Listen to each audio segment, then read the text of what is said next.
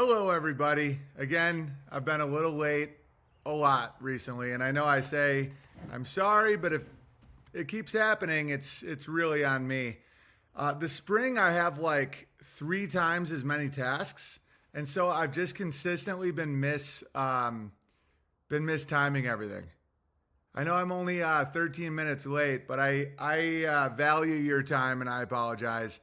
But in the winter, fall, even late summer, I have less things to do. Spring, it's like bang, bang, bang. So much soil prep and weeding and animal stuff, and I'm sorry. I should I'll just plan on 215 for the future until maybe June, end of June.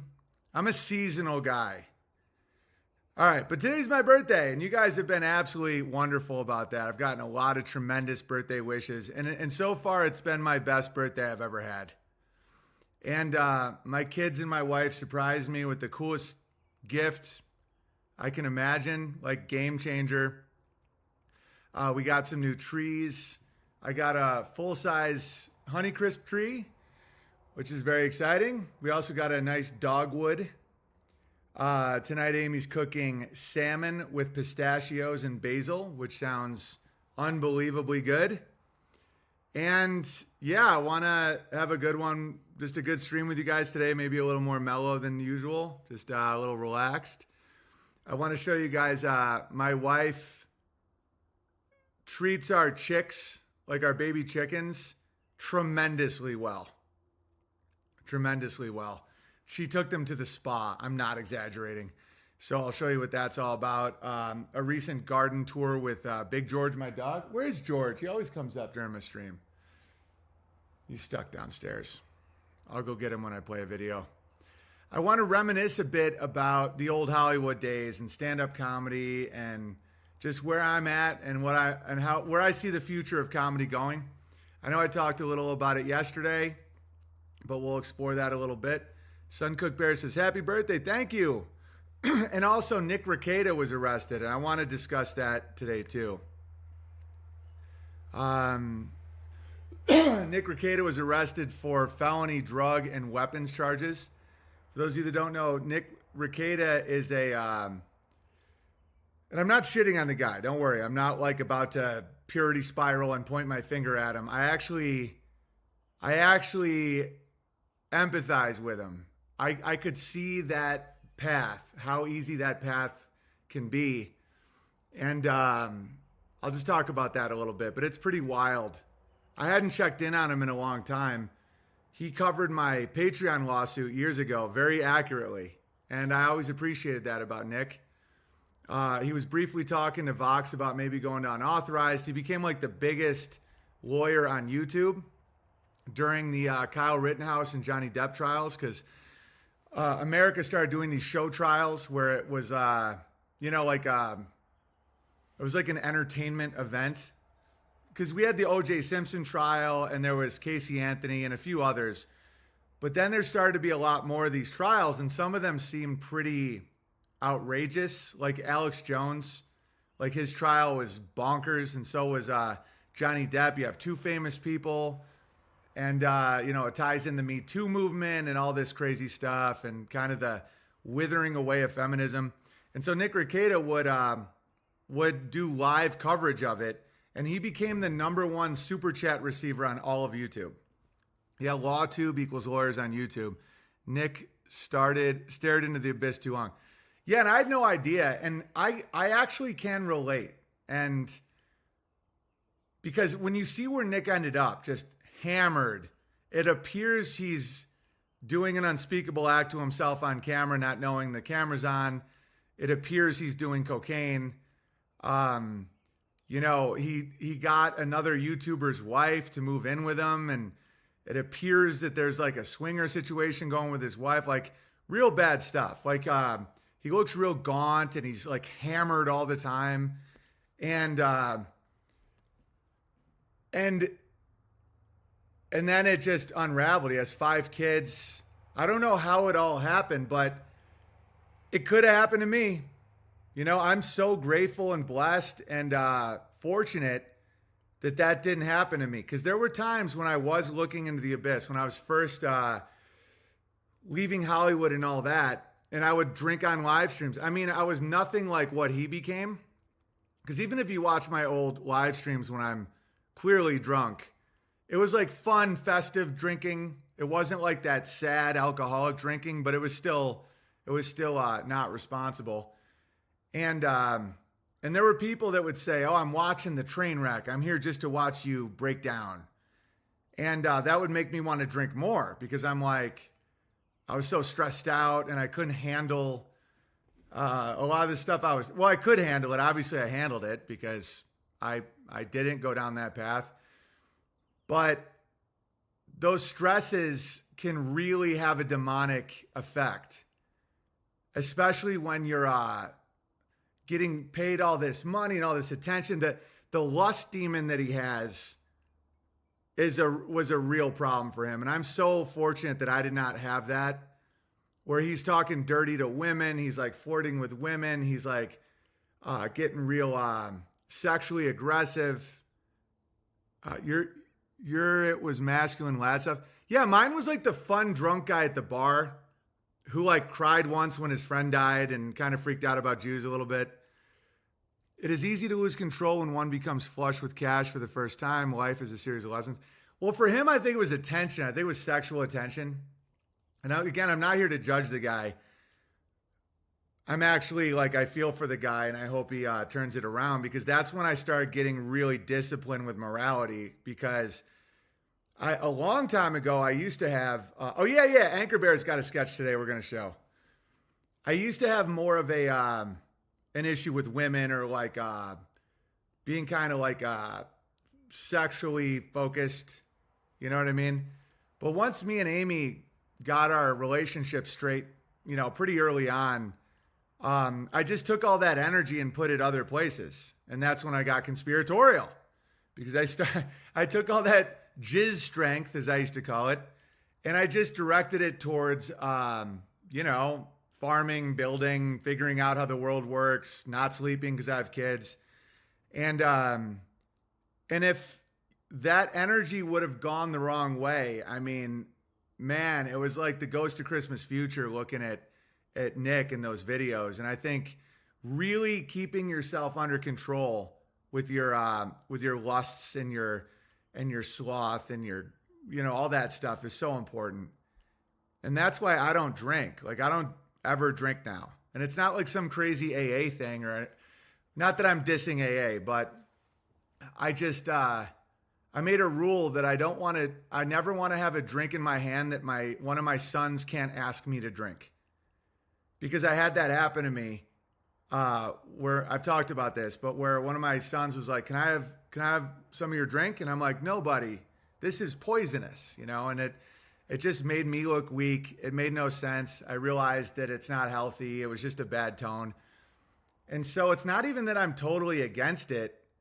I would potentially have one with buddies, but I'm always around my family. I spend sometimes on Twitter, people are like, how can you tweet this much and farm? Something is wrong here. I'm like, bro, all I do is this. I don't leave. I don't have hobbies.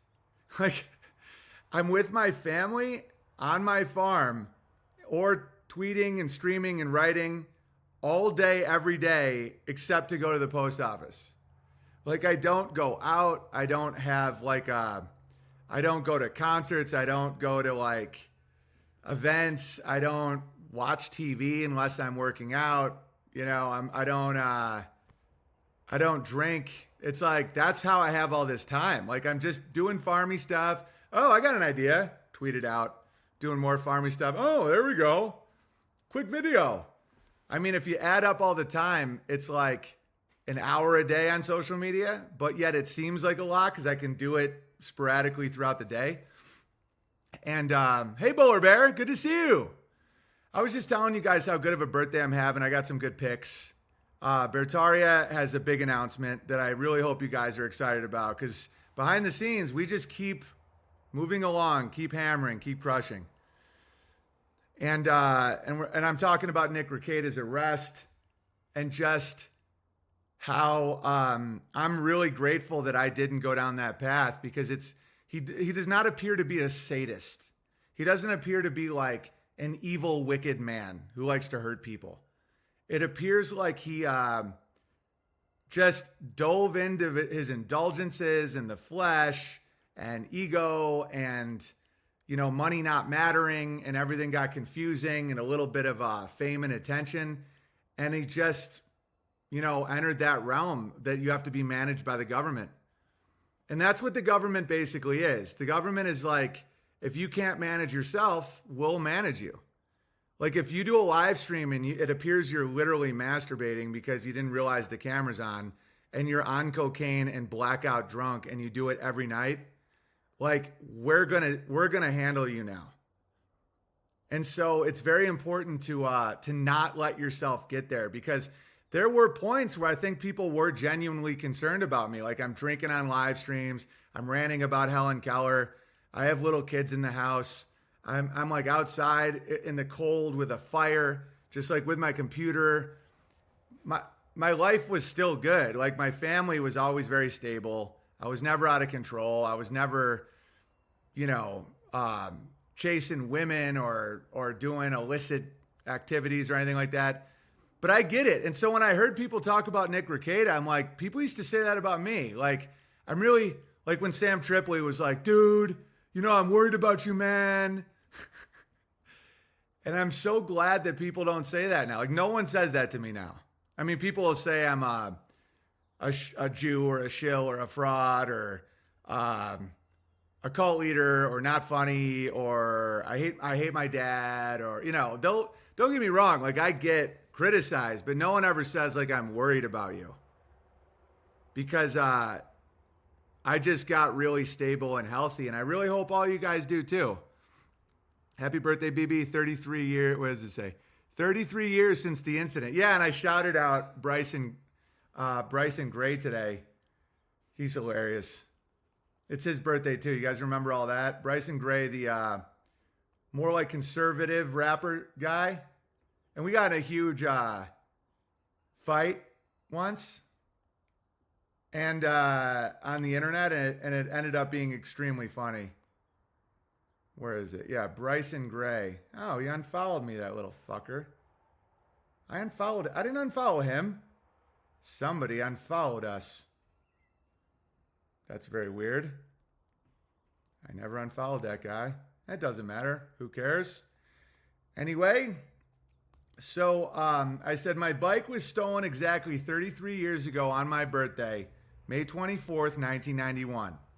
In a strange synchronicity, that was the day and year real Bryson Gray was born. Turns out he's not the one who did it, and he's a solid dude. Happy birthday, Bryson. And he wrote, happy B-Day, my G. Yeah, he's still on the suspect list because I think they can time travel after watching Terrence Howard. And after watching a little bit of Terrence Howard, I realized that the blacks can time travel, and they can extract oxygen from water using a frequency, even though they never show you that. So he's not off the hook yet. Okay. God set your Twitter account to randomly unfollow black people. Well, then that's a lawsuit. How dare you, Codsworth? All right, so now everyone's showing up, everyone's hanging out, and big news at Bertaria. This is something very, very, very cool. Bertaria Ozark Campground launches community forum, and go feel free to read all about this at BertariaTimes.com. The guy said, we are happy to report that the Bertaria Ozark Campground has launched its community forum with the announcement of the Dukes of Bertaria. The community forum and the Dukes will help the campground curate all the great ideas from supporters and help organize micro events and workshops. This is a new stage of Bertaria as it creates an environment exclusively for campground supporters and an intention-focused platform for communicating and planning. So how does it work? As of now, a few projects are underway. Playground. Oh, and I have good news about that too. But I kind of want that to be a surprise. The Duke of Youth plans to lead a playground built for the children. The build will take place during the Bertaria Times National Festival, which plans to expand the playground each year. This is a great project and model, as the campground can give supporters an opportunity to leave a mark on the campground and be part of the dreaming and expanding each year. Business Mixer. The Duke of Commerce is helping to establish a business mixer at the National Festival and is looking to enhance and support a strong culture of entrepreneurship in Bertaria. Singles Mixer. The Duchess of Ladies is helping plan and organize an official singles mixer for the National Festival, something that was unfortunately missing from previous years. Technical updates. Bertaria Ozark Campground is working on a live chat, direct message functionality, and @mentions for members to enhance productivity, networking, and planning. The campground and all of Bertaria is excited to see the amazing synergy and teamwork that will result from this. We are happy to see the building and establishing of the campground team and new projects coming this year. Support. If you are interested in supporting the campground, please visit BertariaCampgrounds.com. We also have exclusive insights that some new donor rewards are expected next week. So stay tuned for the updates. Sincerely, the Bertaria Times. Yeah, and that's just so beautiful because there's so many crushers in this community, guys. And I know I talked yesterday about responsibility and people blaming me when things fail. And that is a factor, and I'm working on it. I'm working on my responsibility with that. But there's a ton who don't do that. There's a ton of people that want to contribute, show up, grow, put something into the community, not just extract from it. We're trying to set up these systems where you guys put stuff into the community, put in effort, put in ideas, put in the time, and then you can get more out of it. But I can't do all of it for everybody. I can't be the guy that just does everything. I can just help instigate it for people who show up. And the world rewards those who show up. Those who just put skin in the game, and if it doesn't work out, it doesn't. But I've seen a tremendous amount of growth and resilience from the people that actually show up. And I did write a little something. I had some more thoughts about, what I was talking about yesterday with the whole waking people up and accountability and all that. Because I see this all the time now. The world's waking up. It's the Great Awakening. People are waking up. Wake up the sheeple. Wake up the sheeple. And I'm glad to be back on Twitter. I know some of you guys might not have liked how much time I started putting back on Twitter and that I'm diving back into Babylon and all that stuff. But no, I'm reaching a good audience, and I get to understand what the people are saying, like what the narratives are. And it's almost all negative when people are in the truther world, like the wake up world. It's all about blame and who has to stop doing something to them. And so I wrote this, and I'll read it. Hey, Spool Bear. Hey, everybody. New unauthorized promo on your inbox. Oh, sweet. Gaggin. All right. And we have a new Anchor Bear sketch. I just watched the very beginning. I like to be surprised. And we also have, I'm going to debate the Boomer, Jim Goad, on Censored TV at 2 p.m. Pacific Standard Time on Tuesday. So if you subscribe to Censored.tv, that's promo code Shapiro. That's how I get a cut.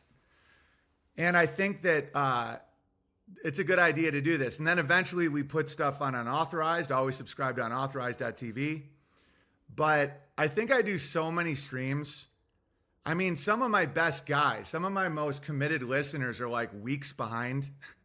Like poor Letterkeeper Bear was like, oh, I hear you shouted me out. Thanks, man. Yeah, I'm keeping up. I'm trying to keep up, but I'm like weeks behind. I mean, I do so much content that it's kind of crazy. So I think to kind of like take a day off and put something on Censored is good for everybody. Are you allowed to say, okay, Boomer? Yeah. And I'm going to have my chat open at the Speakeasy Saloon if you guys want to watch along and tell me funny stuff to say or anything, because it could be a little hostile. He did call me a moron and an idiot for Boomer Week. I think he's very, very defensive of the Boomers. So we'll see how it goes. But I do respect him as a writer. So It could go a variety of ways, but I'm down no matter what. Happy birthday, says Outlaw Country. Thank you, guys. Thank you all. I stay up to date, but barely. Haha. Phone's going at 6 a.m. every day. Oh, totally. And so, yeah, that's why I'm trying to do like different content for different places sometimes. When is this happening? Tuesday. Like the show I would normally do, I'm going to interview him. It's censored. And then eventually we'll put it on unauthorized. You're probably the only person online who will openly shit on them. Yeah, because they have all the money. I mean, I will shout out other people who have, like Tim Dillon, Nick Fuentes, Vox Day. There's been a few that have done some good boomer comedy. But in general, yeah, because they have all the money, so people like to coddle them. Boomers are a hard time. We should cut them some slack. No, because it's behavior-based. It's behavior-based. I'm going to make this point to Jim because I already know what he's going to say. He's going to say, judging someone for when they're born isn't fair and blah, blah, blah. Boomer is a behavior. It's an attitude, and it's bad behavior. Okay? I coined the term bloomer because I obviously don't judge everyone based on when they're born. I could ask him, how do you, when you talk about the blacks, do you mean all the blacks? Are you judging people based on a color, right? No, you're saying an overall behavior based on a variety of factors. Like I could meet a guy born in 1950 who's like the best guy ever. Like the textbook baby boomer. And they don't, it doesn't, my criticism doesn't apply to them because they're not acting like a boomer. You understand? And this is the way language works. I'm not going to apologize. Behavior is a huge factor, to be fair. All I do is mock behavior. That's all I do. I don't say you should feel ashamed if you were born between 1945 and 1967 or whatever. Have you ever heard me say that? Have you ever once heard me say, if you were born on one of these years, you're bad? No, it's boomer. It's the boomer mentality, the baby boomer. Who is this guy? I kind of want to check him out all of a sudden for some reason. Oh, no, yeah. It's he wrote the Redneck Manifesto. His name's Jim Goad. I did an interview with him a long time ago. But yeah, so anyway, this is what I wrote about the waking up thing. I think people are starting to see that just waking people up doesn't do anything unless they then change their lifestyle to do the solutions. The thing that's actually a threat to America is not what Twitter is constantly ablaze about. It's people saying, I wish I was rich so I could grow my food. Must be nice. Okay? And people already under this were saying, well, I can't afford land. When I get land, dude, you can get a pot of soil. And at no point did I egotistically or braggadociously promote you had to be like a cattle farmer or some epic compound. I would highlight for years now, the most inspiring stuff to me is when somebody would send me what they were growing in their windowsill in an apartment. Remember when we were doing all those montages of Bertaria with the Bertaria map and all that stuff? The things that would always get me the most inspired were not the palatial estates. It was someone growing on a balcony in an apartment, because it shows that your will to just grow something is there no matter where you are. And it's ridiculously inexpensive. There's absolutely no reason not to grow stuff. Homesteading, buying land, getting animals with fencing. Yeah, that gets crazy, of course.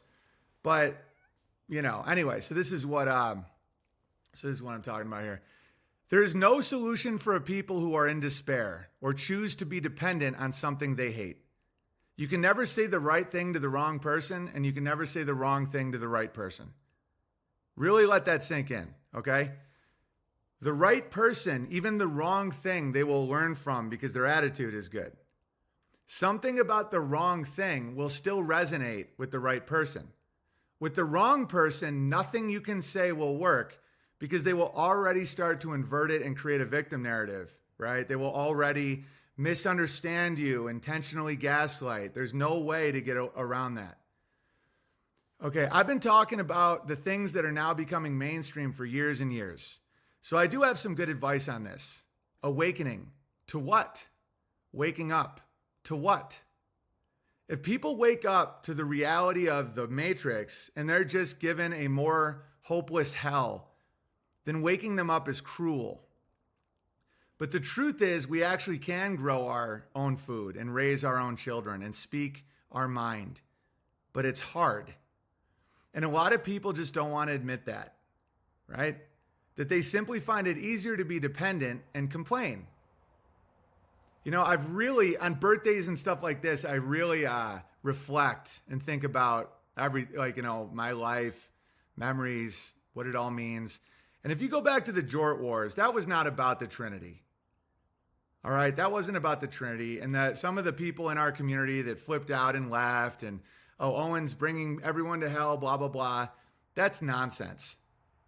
I think what happened is people bought into the dream that I sold, the dream that I believe in, right? The dream of growing your own food, raising your own kids, getting off the tit of Babylon, like making our own media, all that stuff. And they thought it was too hard and they wanted an out without admitting that. That's truly what I believe. Okay, like that's because I saw that. Like I saw Jim Bob weep on a live stream once about how beautiful it was that a bear came up to him during a farmer's market as he's like wearing the shirt and he's like buying like plant starts, and he talked about the dream of Beartaria and he cried. Okay, and I'm not mocking him for that. That's a beautiful thing. And then later, as he's like pulling out of all that, or he's like pulling out of like that idea of like self-sufficiency and, you know, all that stuff.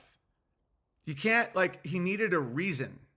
He needed a reason to say, I don't want to be a part of this group anymore. I don't want to like be held to any expectations. I don't want to, you know, any of this stuff.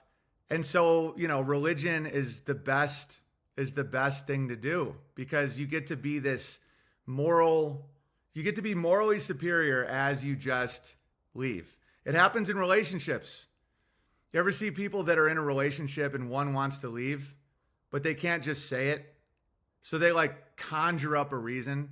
They like create a drama. They cheat. They become terrible to be around. They start making up stories about the other person, right? Because they can't just say, I just don't want to be with you anymore. Okay. A packet of seeds, dirt, water, and the sun is basically free. It's unlimited and it's free. It just requires responsibility that most people, if they're honest, they don't want. And guys, I'm not judging you at all for this stuff. I don't know how to change my own oil. I don't know how to weld. I don't know how to do electricity. I don't know all kinds of stuff. I'm dependent on all kinds of people. So this isn't me saying like you're failing if you don't want to grow a plant. I'm just saying that like the participation in learning more stuff, not being a victim, doing stuff yourself, interdependence, self-dependence, all that stuff is good. However you choose to do it. All right. So be grateful for your grocery stores and your McDonald's if you don't want to grow your food. Raising your own kids is hard and it can be frustrating, but it's worth it. And if you don't want to raise your own kids, be grateful for the public schools. And you can blame money and the deep state and your parents and anything you want. But the truth is ultimately that it's your choice. So if that's your choice, just own it and be happy. The entire system you complain about is serving you by choice. The Matrix is actually easier. That's actually waking up, is realizing that this world is fair and balanced and you have free will to choose whatever you want. Most can't actually accept that, but it's true. So just be grateful. You're only oppressed by your own despair and your own dependence. And then an Indian I picked up along the way, who's now a subscriber and a supporter, says, that is why I'm requesting again, create that structured farming course and make it available on your website. Make people learn by doing it. Else they'll just see our Twitter videos and go right back to mainstream grind without taking action. For all you out there that think I'm some money-grubbing fella, Just to let you know, one reason why I don't do those classes is because I would charge you for things that are you can just get for free. Right? Like if I did a farming class, why? It's almost like you're paying me to not do it. That's why I don't do that. That's why if I'm going to do a class, it's going to be on something that I'm really good at, I'm fairly unique at, and it's like I'm working with you to learn. That's why I want to do a piano class. Okay? So I wrote BertariTimes.com and join our app, Bertari Times, on app stores. I've actually been cultivating this for years. Come for the Pajit jokes, stay for the solutions. My social media app is zero comedy or politics or anything, just farming tips, goals, meetups, inspiration. We did either 6 or 7 full-length magazines with articles all about farming, gardening, family, hunting, skill building, all of it. It's why I went so hard at the anarchists, because none of them even looked at any of this stuff we were doing. And it actually works. And it would actually shrink the government. Human nature, when in the fallen state of victim consciousness and addiction, seeks out blame, anger, all that shit. I try to be the bridge between those worlds. And the Pajit just downloaded. Thank you, Pajit. That guy's absolutely getting it. And then I had a conversation back and forth with a crypto guy that is also very interesting. Where is it? Because a lot of people get it, man. Even if they don't want to do exactly the way I'm doing it, because no one can do the same as everything else. It's an attitude. It's like a spirit. It's a behavior where you're not a victim, you're grateful, and you're going to get through it, and you're going to build, and you're going to see obstacles as opportunities, and you're going to be honest with yourself, and you're going to, you're just going to get through it. Anarchy is devilish. Well, if someone is responsible enough where they can say no one has a right to try to have authority over me, no man has a right to have authority over me, you got to be so dialed in that, the jurisdiction of man happens when you have any moral problems, any. And so, we are naturally in a state of anarchy. We can do whatever we want at any time. It's just all about what the repercussions are. I think the crypto guy deleted. And then I said, and then a lot of people are like, the basic point was, that's how you become impoverished. You become impoverished by telling people to grow their own food. That's third world. It's way more money is created when when you don't do that. You're trying to impoverish your listeners, to build your own mud hut and dig your own well. And I never said that. Like, I did not dig my own well. I did not build my house. I didn't do any of that. You're just saying that. And I know why they say it. It's to avoid responsibility. And the Bitcoin guy, ironically, proved my point when he said, so when you live stream, you have to build your own computer and build your own processor. Like, how far do you take it? And I'm like, your entire wealth that you're promoting, called cryptocurrency, requires technology that you can't build. So if I were you, I would learn how to build a computer, because you need a computer to have your money. I don't. Okay? So you're setting yourself up into that position. I'm all about, breaking up, division of labor and community and build it systems, and one person does one thing and one does another. But until you've been kicked out of the system, which I have, until you've been persecuted, until people say you can't use this system you're dependent on, you don't even know why I'm saying this. You got to do it yourself if you require it, or else you have to go along with it, whatever the people are telling you. And then the final point, and then we'll get into some happy, fun stuff. And some funny stuff. I said America, because people are saying, America will just become a third world country. I said America was founded by people with farms who homeschooled their kids. The Make America Great Again Constitution guys should know that when America was actually great, the men who wrote the Constitution also ran away to the country to accept responsibility and forge their own freedom. Benjamin Franklin was homeschooled in a very modest family. His dad made candles, and his house was very small. Thomas Jefferson derived his knowledge for the Declaration of Independence from farming. The inability for slaves to simply say, yes, I'm a slave, I don't want to make my own decisions or take responsibility, does not help the slave. Know who you are and be grateful. I recommend you just be happy that someone feeds you and keeps your power on. Okay? And I really mean that. Like, be very grateful for McDonald's if you don't want to do it yourself. All right. I just wanted to really hammer that point home because I think we really are on the precipice of greatness. I mean, those new changes for Beartaria Times, the fact we got people working on it, donating their time, donating their efforts, through thick and thin with trolls and nonsense and attacks. The fact we're still doing it is awesome and people are engaged. But I was feeling like a lowering of enthusiasm. You can ask Cod. I'm like, are people still into this shit? How's morale? Are people still pumped? Like, I see less comments on certain posts or less like onward to Beartaria and stuff like that. And he's like, no, people are still pumped. I'm like, all right. I think they're pumped for the comedy. A lot of people are, but there is less enthusiasm for the homesteading Beartaria lifestyle that I've seen. There's still a lot of enthusiasm from like crushers, but there has been a dip. And I think I know why. It's that realization that it's hard, one, and COVID ended. So a lot of people literally just sent their kids back to school and just pretended it never happened. And then they no longer feel the need to read the magazine with your community and learn stuff. And because some of that was motivated by fear. And so that's really what happened. What happened was that. What happened was, that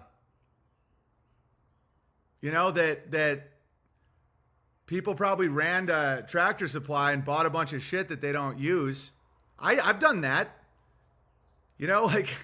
I bought all kinds of like grow lights and all this stuff because I thought I'd have to grow my own hay for my cows. And I never used any of it. And I just gave it to my friends.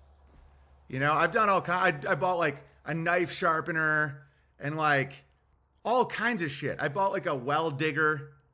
Never used any of it because I was like, I don't know how far this thing's going to go.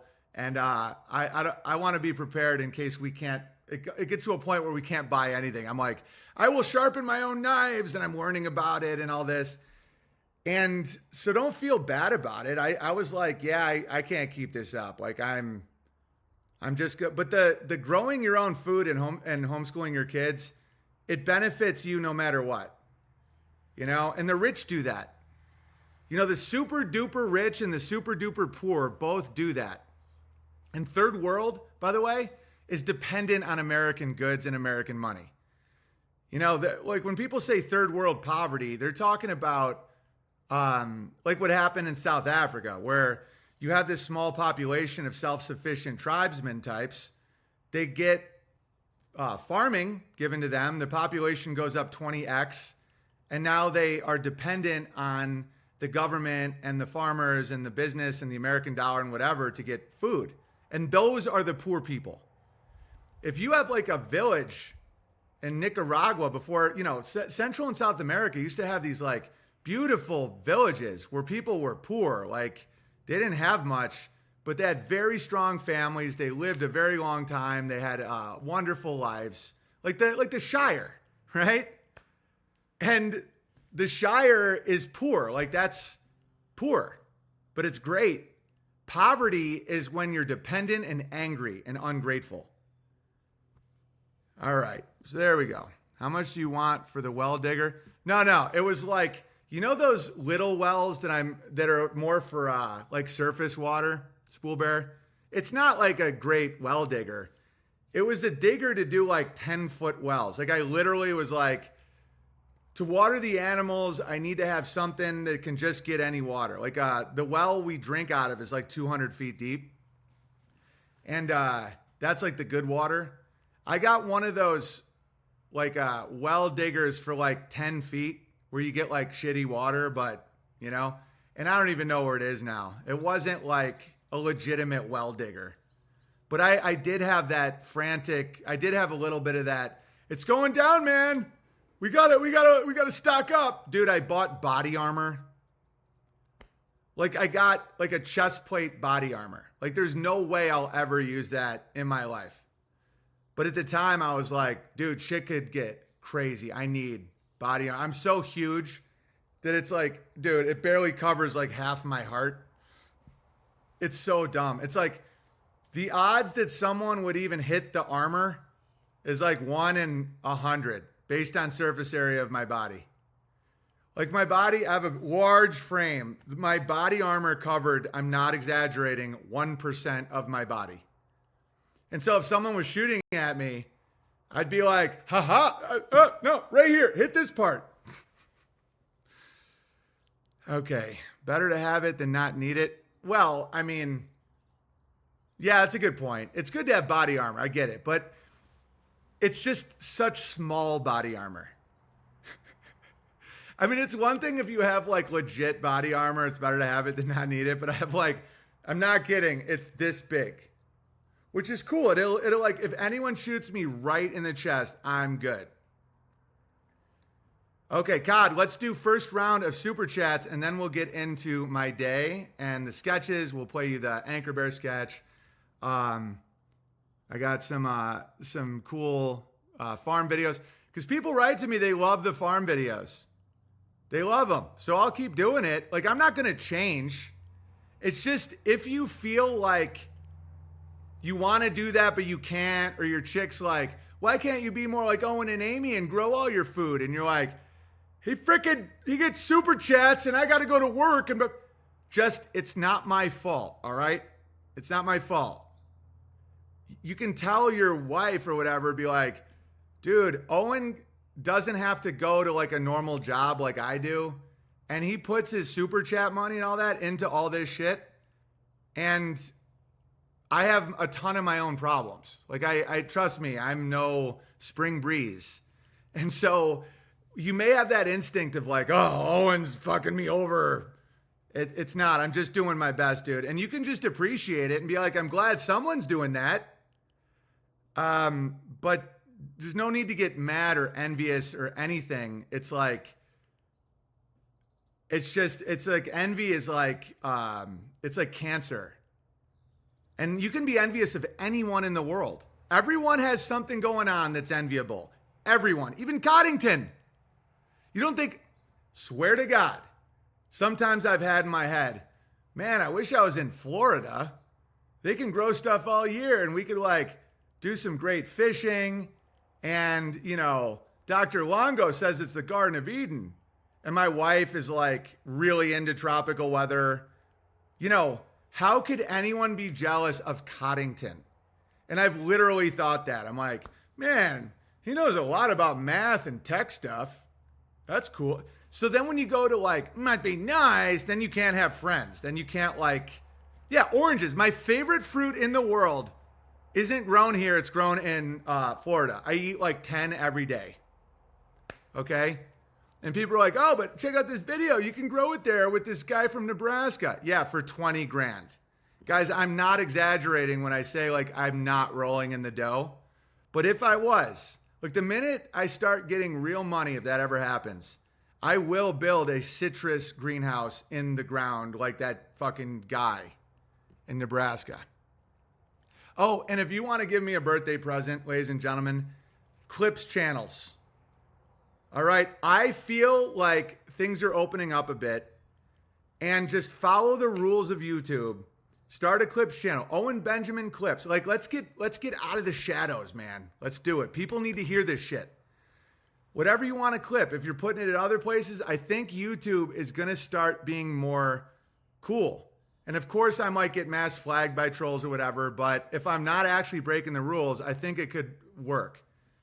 Like going back on iTunes has been great. You know, working with Censored. You know, I'm thinking about eventually starting to tour again. I think we make a move. So if you're cool with that, if you already do clips and all that, just start a YouTube channel, Owen Benjamin Clips. Because one reason I want you guys to do it is because I realize how important the world of consent is and terms and conditions and all that stuff. And so the one rule is I'm not allowed to have a YouTube channel. Like I can't, they have this rule on YouTube about like evading cancellation or whatever. And so I follow those rules. Like I do now. Like now I'm like, oh, so what's the rule? Like, what is the game? You know, someone wrote to me, they're like, I can't, like, if anyone doubts your morality, they're like, the fact that you freaked out about Coddington not signing the check and you needed him to sign another check. She was like, my family would have just signed it. And I'm like, yeah, I get that. Like, I'm not judging. But I have to operate in a world where it's like, what are the rules? Because I have actual enemies that use rules against me. So it's like, I can't sign a check that isn't my check. Like that's like a felony. And I know everyone does it, but like selective prosecution is a real thing. So for example, YouTube, like I would be selectively prosecuted on YouTube. All right. So, but they still have rules. And the bigger the organization, the more they actually tend to follow protocol. And so that's why if any of you guys want to make a clip channel, it's not me making it. I don't benefit from it. I don't profit from it. It's not mine. You can't ban someone's face from a platform. That isn't even possible. And I do think now more and more people are opening up to actual comedy. And I'm going to play you a video about that in a little bit. Pretty sure there's an employee at Google assigned to BB. Maybe. I mean, guys, everyone's getting laid off in tech right now. God, you know I know what I'm talking about. You've been with me for years. If I ever let you down, Codsworth, you know my gut gets it. Like, you know, Coddington. Like, I'll see a turn. I'll see like a time. I'll see a season. I'll see an emotional state. And I'm like, go Codsworth. And sometimes people are like, oh yeah, but you know, I'm like, no. I'm seeing things. So right now, hundreds of thousands of people are getting laid off of Silicon Valley. They're not reporting it, but I have friends in tech. It's insanity. All right. They're pulling all that. They're also realizing they're losing the people.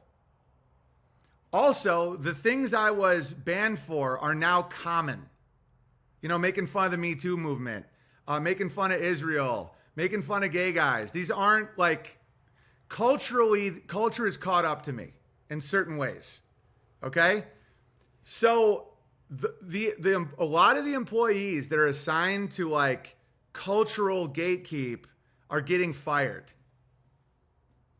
All right. And so don't make any mistake. Like don't just do a video that's just crazy, but just start doing, and we don't have to hide it. It's not like Speakeasy or anything like that. Owen Benjamin clips, Owen Benjamin comedy, blah, blah, blah. And the more you get that out there, the harder it is to cancel those ideas or cancel the narrative that's true. You know? And so then trolls want to do videos about me, no problem. That'll feed into the clips. You know, people hear something, oh, Owen Benjamin's a transgender land thief who secretly is Jew. Okay, whatever the fuck it is. So someone's like, I got to see for myself. Then let's see what he's talking about. Bang. Now we have new listeners because the troll stuff against me is so fucking dumb and not believable that it's advertisement.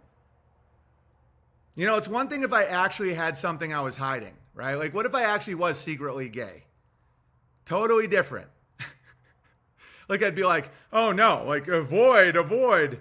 But I'm like, no, like let the gravy flow. Persian Jew said tech contractors are getting fired, so it is not reported like full-time employees. My company is tracking it closely. Yeah. And also, so they're shrinking and they're also losing narrative. So they need this shit. They do. Yeah, here we go. Wobbly's already on it. Wobbly bear, crushing as always. Coddington's like, well, you know, I do get half the super chat, so, and Wobbly doesn't get any, so like, she should do it. Codsworth, unbelievable. Wobbly gets it. If I had 1,000 Wobblies, I'd be on the moon right now. Okay, let's start reading some super chats, then we'll get some gravy flowing. Alex, happy birthday, Big Bear. Thank you for always holding the line and always showing up and putting out the best live stream every day. Yes! Off-Road Bear, happy birthday, BB. Thanks for the best stream in the realm. Thank you, and thank you. These super chats are great. J-Rock, paying the gay away for finding a pair of jean shorts in my closet. They claim to be straight cut, but we all know there is nothing straight about it. Yeah, straight cut for jorts is gay because, like, to them, I don't know. I'm pulling out of that nosedive. Bear for All Seasons, happy birthday, nigga. Thank you, Bear for All Seasons. Cucumber, shout out to Herbalist Bear for taking a cranky client off my hands. It was a serious case, and I knew the customer would benefit from the visit. Much love, Bears. Watch it on the iodine. Thank you, Cucumber. Good for you, Herbalist Bear.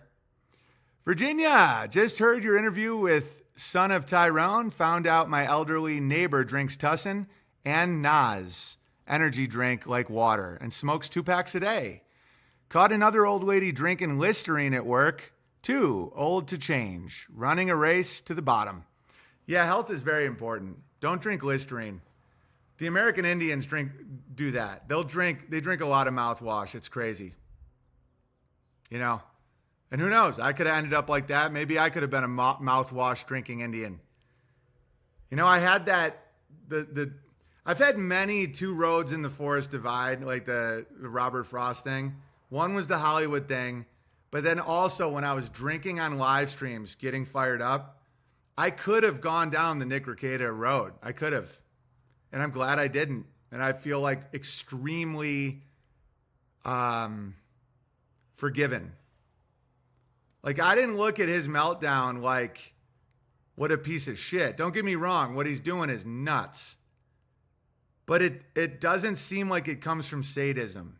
It comes from, you know, self-destruction. And again, who amongst us can't fathom an ability of doing that, right? I just really hope that he ends up okay.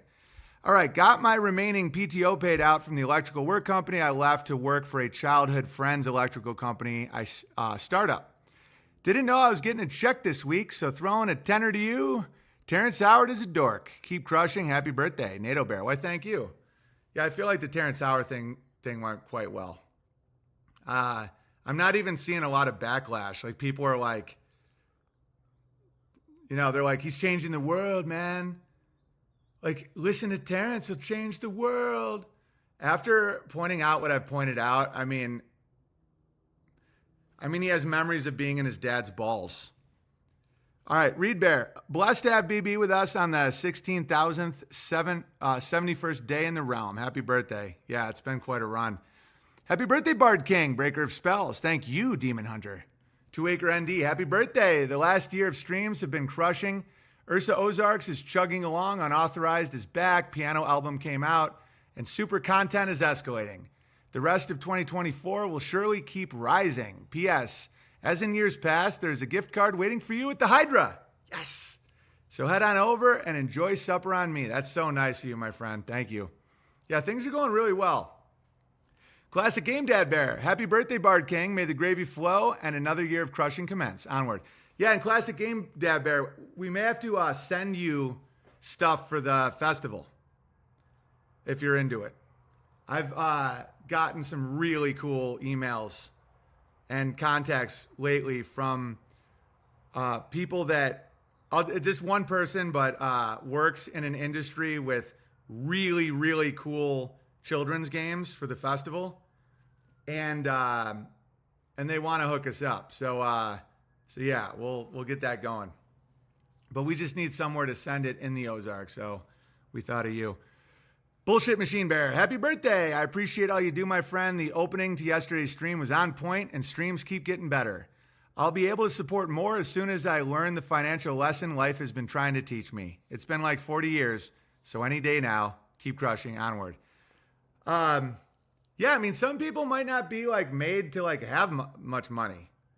And a lot of you guys support in ways that are better than money, honestly. Like, as someone, I know I can really ring the money bell because I have to break the paradigm of people thinking entertainment's free because it's paid for by commercials. So super chat, subscriptions, P.O. Box, very important. That being said, if you can contribute in so many other ways, just hitting the like button, sharing it, starting a clips channel, encouraging words in the comment section on any of my social media, any information, any addition, any positive vibes, any good stories. That's very, very valuable. Okay? That's it. Like it's not like you're only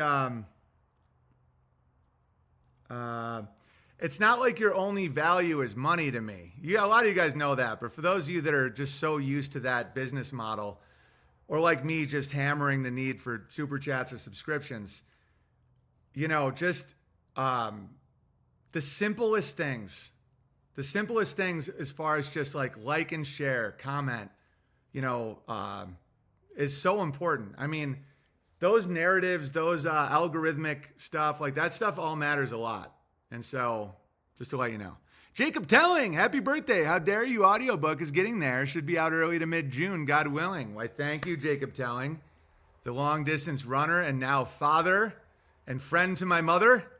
Lost and Found Bear, happy birthday. Owen, 44 on May 24th and 24. Lots of fours there.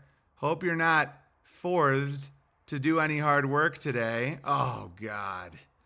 Coddington, go change your drawers. Have a wonderful birthday. I wish I could give you as many gifts as you're giving to me. This Babylonian e-money will have to do. Much love and best wishes for your 44th year. Well, thank you so much, Lost and Found Bear, and I appreciate you too. And the Brooklyn Bridge was built on May 24th, 1883. The 8 plus the 1 is a 9. The 8 plus the 3 is an 11. All right, what does that mean? I don't know. But yeah, there's a lot of fours going on today. I hope that doesn't... It's good. I can already tell today's it's like the perfect day. Yogi, to the Bard King, happy birthday. We're both Gemini, which I have no idea what it means. But at least the Jews didn't stick a gay month on your special day. Hope you have a wonderful day and prosperous year full of joy and laughter. That's very true, Yogi Bear. But you can't blame the Jews that the homos wanted to parade in assless chaps and people allowed it. Everything's consent-based. But you're right, I am glad I'm in May. May 24th is a great day. June is for gays, especially Israeli gays. Know anyone, Yogi Bear? Virginia, just heard your interview with Son of Tyrone. Oh, I read that one. Rudiment, I really enjoyed the conversation between you and Ryan, and I'm excited for future content. Yeah, and I just reached out.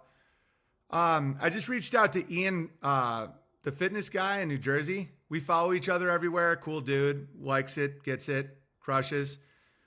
Because I don't take it lightly that people pushed back when I said the government never makes you do anything. Okay? That is my stance. I was showing the Andrew Cuomo stuff, but his gym may be an example where that's not true. Just like that letter I got from the medical world in New York and the educational world in New York, it does feel like those areas may have crossed a line. And he was the guy that kept his gym open, got tons of fines, tons of stuff. He's discharging all of it 4 years later.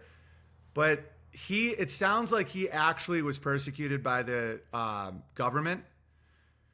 And so I would love to give him a platform to talk about it. Like, I'm not, stubborn with my opinion. I just think that the game needs consent. But I wonder if there's an area where there's like a tipping point, where if there's enough people that are totally like that the government can do it. I don't know. Just things to think about. Okay. There were a couple trolls in the comments below that video, though. So when you take calls from Ryan next time, maybe have a troll horn ready so he knows when to hang them up. Just a thought, crush on. Yeah, it doesn't really matter. I mean, the thing about trolls is when they're heard, it sounds very dumb. That's why they like to write it out. And if it gets to a point where it ruins the show, definitely. But in general, it's usually like I'm a comedian. Like, I'm not like a fake Hollywood comedian. I'm like, I cut my teeth in biker bars and Renaissance fairs, so I don't mind crazy people talking shit to me. Like, if I hear their voice, it's like, I don't, if it's not fun for the audience, I won't allow it, but I'm not worried about that at all. Like, when you actually hear it out loud and other people get to hear it and then you hear me respond, It's not the way you thought it was going to go in your head. All right. Happy birthday, Big Bear. Thanks, Stitch Music. Moonlight Mama Bear, happy 44th. Congrats on all your recent success. You're living the dream, my friend. I just resubbed to unauthorized.tv and bought my tickets to the Beartari Times Festival, beartaritimes.events. See you in September. I can't wait.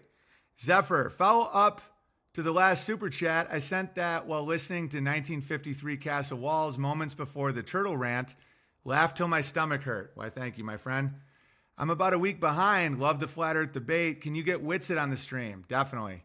I've enjoyed you having Vox on. Best guest behind Topher. Resub to unauthorized. Paywall is a good move. Onward, indeed. Yeah, so I'll do interviews and stuff on censored, and then eventually get them on unauthorized that I'm not going to put on, the audio or anything like that, because I do so much content that it's a win-win. I mean, the fact people can't keep up, unless I start doing less content, but I don't see that happening. I mean, things just seem like they are crushing. And those prices are very inexpensive. You know, I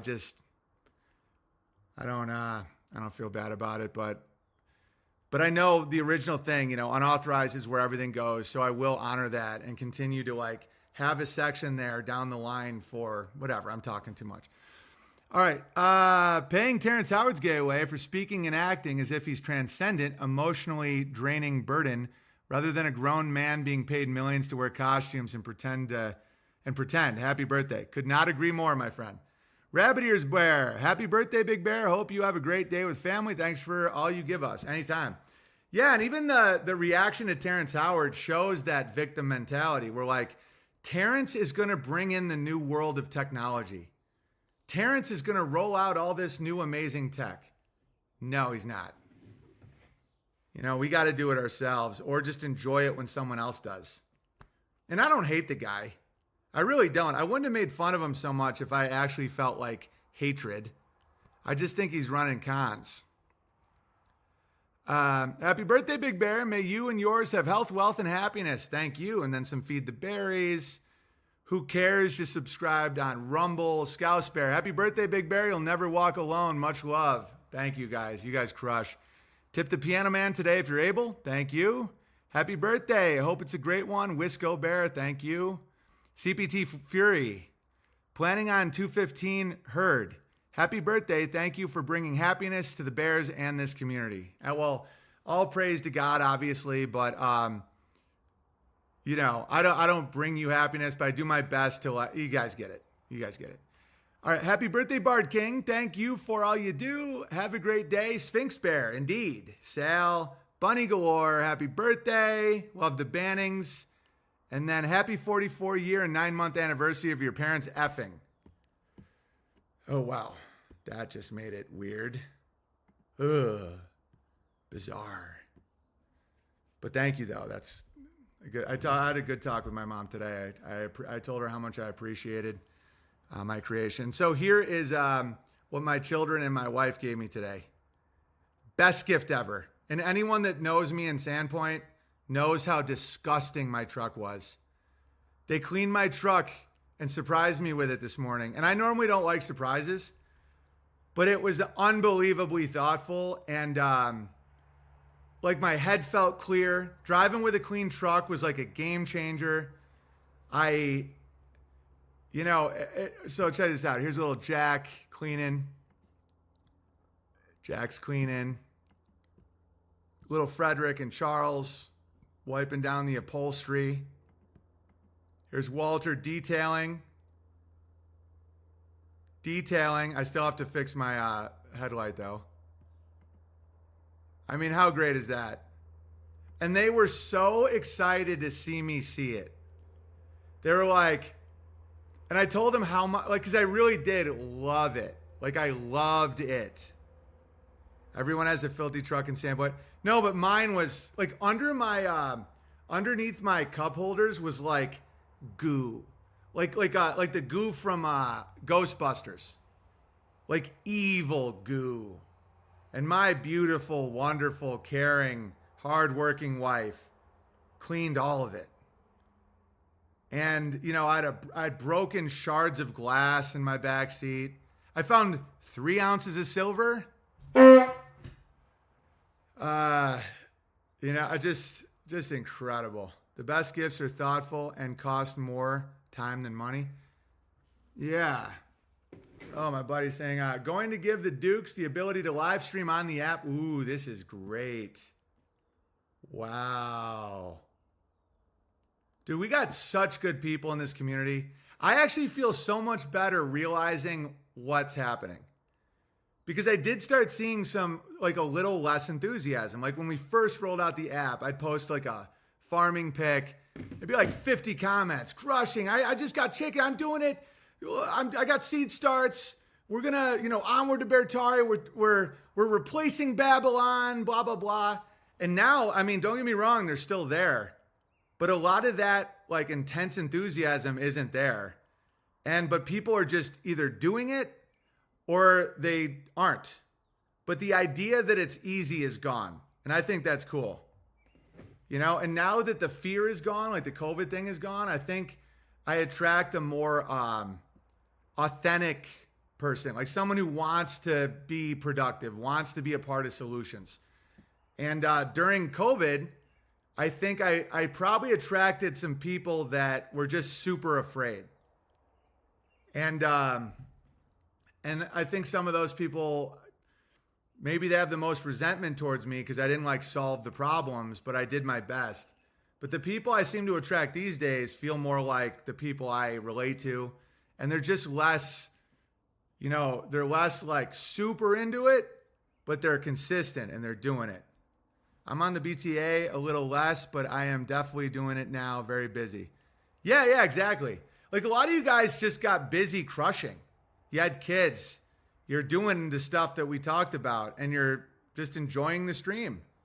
But a lot of the people that were the loudest on the apps or on the, dude, Jim Bob used to be so into all that shit.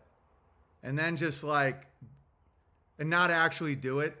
Like those are the people that got the most angry. And then of course it's a religious thing because I don't know God. Golden Plum, congrats BB on your best birthday ever. You got your health in order, got your music out, have tightened up your homestead flow. Bravo. I hope you break your rule tonight and eat cake. I'm not going to eat any cake. But my kids did make me a pyramid of oranges with a candle on top. Grungy Blues. Hey, it's your birthday. Get yourself a nice piece of cheesecake. Happy birthday, big guy from Grungy. Now, then I become obese again because that's when I just really escalate.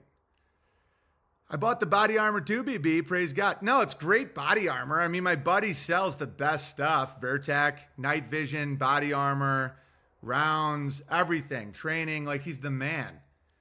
But I'm just so huge that I don't know. I might want to get that type of stuff that can stop like knives or something. Might be better for me. I don't know. I don't really feel too physically threatened these days, but who knows? They might ramp up again. Big Bear Day. Z Alpha gets it. Thank you. Sodium Miner coming in hot. Entered a building while wearing pants today.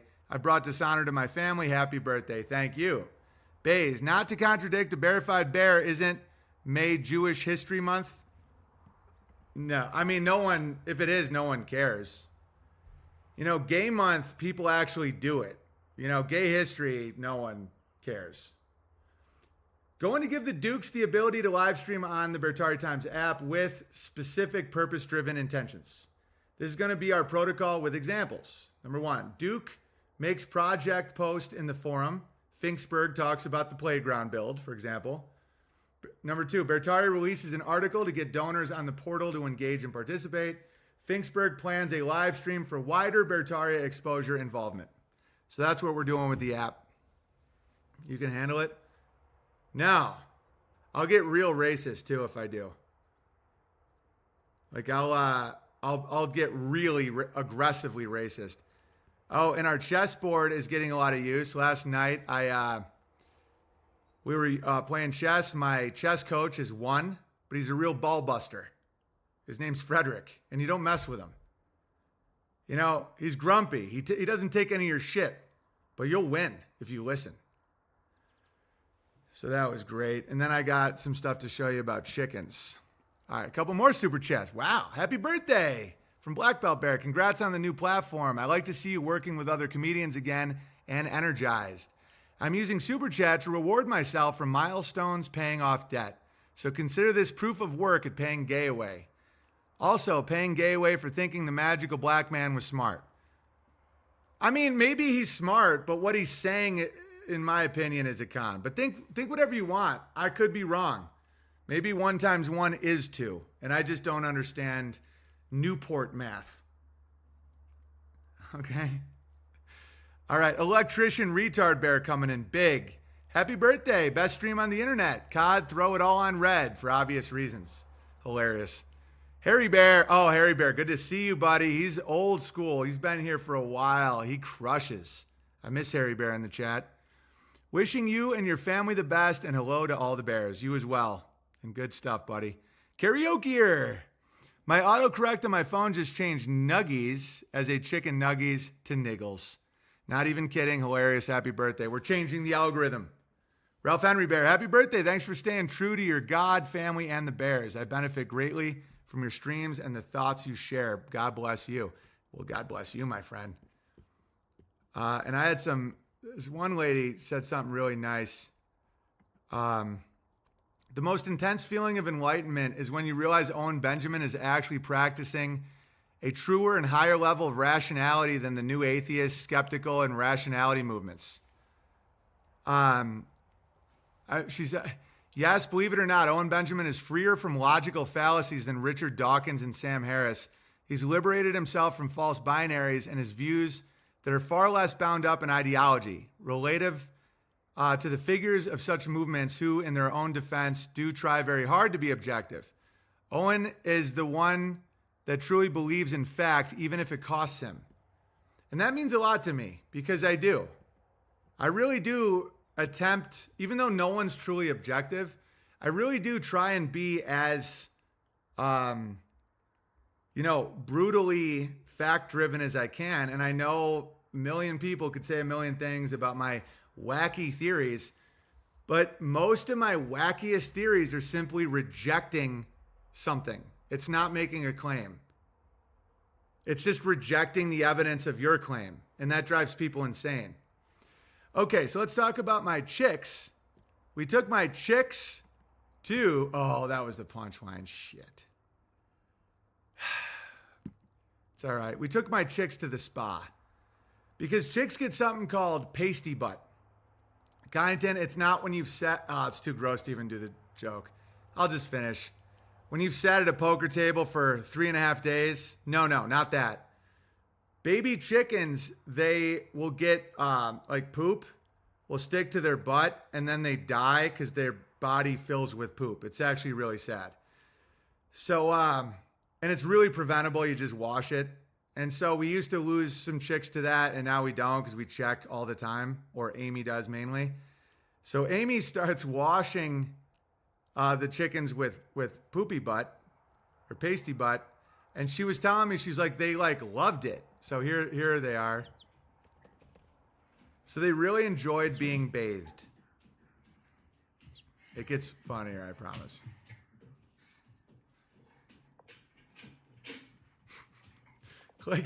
They literally started acting like rich women. And so then to dry them, Amy was blow drying them, and they'd spread their wings like, dude, watch this. This is the chicks being blow dried.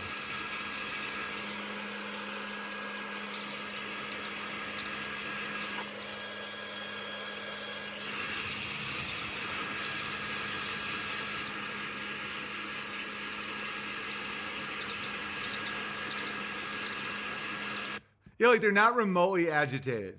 Chicks will just run around and squeak and they get real scared and all that. While they were being given spa treatment, they were incredibly relaxed. And frankly, they felt beautiful. For those of you just listening, it's a chick after a spa day with blow drying in a bed of flowers, feeling extremely beautiful. Oh, but Big Bear, don't you eat them and kill them? Yeah, but they have awesome lives. The whole thing is that they don't feel pain and they're treated great. Yeah. You know, they don't know they're dead. That's their purpose. But during their whole life, they're going to be treated awesome. That's how I actually cook my chicken. Are you serious? I would not be surprised, Spool Bear. You guys do weird stuff in your neck of the woods. Your little mountain, right? Your little mountain up there. This is a funny video. Check this out. My name is... What? My name is... Who? My name is Inigo Montoya. My name is... Huh? My name is... What? My name is Inigo Montoya. You killed my father. Prepare to die. I don't know. I just thought that was funny. What? Who? All right, 1 second, ladies and gentlemen, because I have a good video for you today. I recorded earlier, but I feel like I got some good, I feel like I explained it well. I was reminiscing about my times starting out as a stand-up comic. I got some funny stories and what happened to comedy and what's happening now to comedy. And this is why I've been pushing Codsworth to make a clips channel, and anybody who wants to, is I do feel it opening again. And and it's all about timing, because no one's a victim and everything's about timing, and nothing is hidden forever. You know, and everybody has different motivators. I'm not even, this is going to sound crazy. Netflix, whoever's doing what I'm about to describe, probably thinks they're doing a good job. They probably think that it's like for the good of everyone. Because after dealing with churchians, I do kind of understand why there are such vicious liberals. Because I wasn't raised with churchians. My parents were Christian when I was very young, but they were, intellectuals and not judgy and very open-minded, and they were just like that. But they were like technically Catholic. And we went to a Catholic church, but no one really took it seriously. And my town wasn't very... It was very poor and drunk, and just no one really cared. I wasn't really exposed to churchians. There were some abusive priests. There were some hypocrites, but in general, not that much. But enough where I was like, screw these guys. I'm going to make fun of this. One of my first jokes I did when I was 19 doing stand-up at my college was like, I was an altar boy.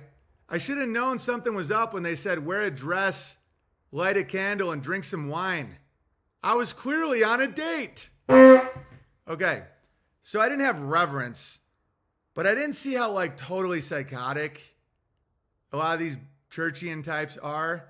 And then the last 5 years, like I started believing in God again. I started seeing the divinity in the world, and I realized that the evolution stuff and a lot of the stuff I was taught didn't really make a lot of sense. And I got back into Christianity because I just saw these stories. I'm like relating to them. There's so much truth in them. I'm realizing that there were always people that held the line morally, and I'm coming out of Hollywood, blah, blah, blah. Okay. As years passed, and I know a lot of you guys saw this, you were with me along the whole way, and I know you know people in your lives. Some of the craziest people in the world by far are those claiming they speak for Jesus and God. Like they're some of the worst behaved people, not Christians. I'm not saying like believers, but a lot of people who say they are, and they are nuts. And they want to control people in like devious ways. They're hypocrites, they're liars, they're ego driven, they're thieves, right? And the fact that they're claiming that they're speaking for God, and that if anyone opposes their will, God is against them. Like, that's a crazy claim. Looking at just a degenerate liberal is not as bad as that to me. A degenerate liberal needs help. Like Nick Rekieta. I don't know if he's a atheist, liberal, conservative. I have no idea. But like someone who's just pounding liquor. They're like swinging. They're like a mess. They're open to anything. They need help. They're not like wicked. They're just like degenerate. And I think there's a threat of degenerate people, especially around kids, because it normalizes it. And well, I get it. Like, I don't want degenerate behavior normalized. But to claim that you speak for God in order to control and manipulate people is like evil. Okay? And so there are people that are reacting to that and that they call themselves atheists because they're like, but you know, farther down the spiritual path, if you're motivated by hatred, you're always going to be off.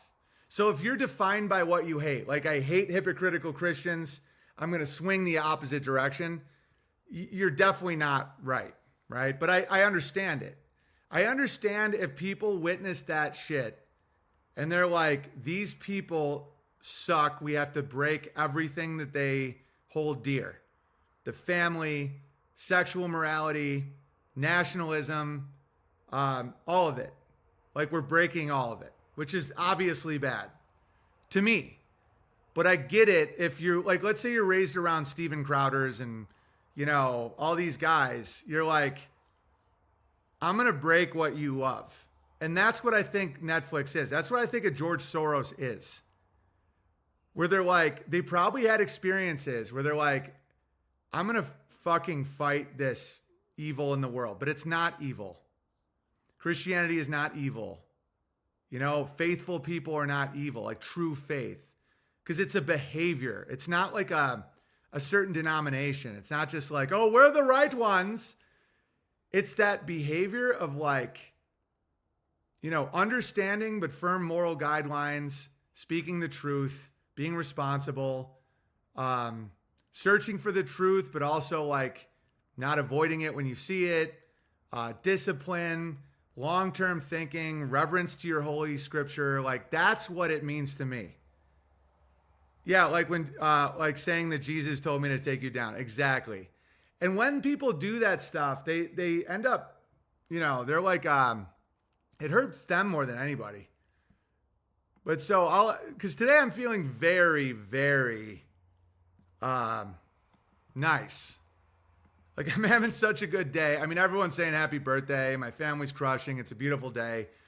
That I was like really thinking about even Hollywood, even the mainstream comedians. And I was thinking about them very fondly and how the future is very bright for comedy. I really believe that.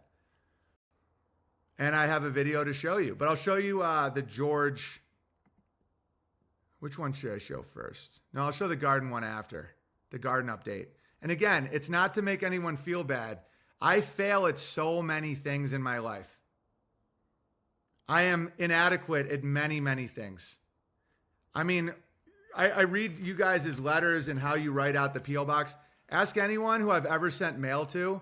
It's like a serial killer who drank like 30 cups of coffee. Like I'm like, no, yeah, like my handwriting sucks. My spelling sucks.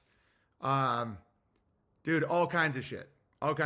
I speak like an idiot a lot. You know, I'm not competent with anything mechanical, like a child. I don't know how to make clothes. Like, I don't know how this is made. Like, this blows my mind. Like how a shirt is made. I have no idea. All right. So, like a lot of things appear to be magical to me. Like electricity again. So it's just about an attitude of like being grateful, being productive, trying to solve the things you can that you complain about. I don't complain about the electric system. That's why I haven't even looked into it. I'm very happy the way everything's going. I really didn't like the food that was being sold to me in grocery stores. That's one reason why I got passionate about food. I really don't like Hollywood entertainment or the way social media was behaving. That's why I got so passionate about solving that stuff. I really didn't like the way kids were being raised. That's why I got so into homeschooling. Okay? But there's a ton of stuff I'm completely dependent on because I'm fine with it. All my plumbing, the well, the pipes, great. Like at no point am I like, I just can't stand these plumbers. And that's why I have no problem being dependent on the plumbers because I have no problem with them. I'm like that with the government. People always want to get me mad about the government. I'm like, I've never had an issue with the government once. registering your car is annoying. Great. It's like fine. Like I just registered my truck like online. It took like 30 seconds. And then I get to go to the dump for free. Like I get to take all my garbage and bring it to a place where someone else fucking deals with it. All the streets work. They're always plowed. Like planes go overhead putting out forest fires. I'm like, I'm in. Like I don't even care. I mean, now if I lived in New Jersey where Ian got his gym shut down, maybe I'd be a little more angry about the government. But I'm not. Like I've never had an issue with the government. And so that's where I'm coming from. And I know you guys know, but once I had that epiphany of like how many people pretended I was evil because they simply didn't want to do what they said they were going to do and they just went back to Babylon, which we all are kind of in on some level, but it's just like, it just blew my mind because everything makes sense. So here is the garden tour with George. What's up, guys? Me and George are here. My dog George. It's a beautiful rain, and I thought I'd give you a what's it called? A greenhouse update. Check this out. What do you think, George? So here, the kale is doing incredible right now. So delicious. And again, you can grow this anywhere. Just a packet of seeds. Does really well. Here we have our lettuce crushing. And then the tunnel of peas. Right? The tunnel of peas gets it. Onions, all this stuff. And I wanted to show you this little handy thing. These are called my 5G towers. You see these here? So they emit like a buzz every 30 seconds. You see that? Why?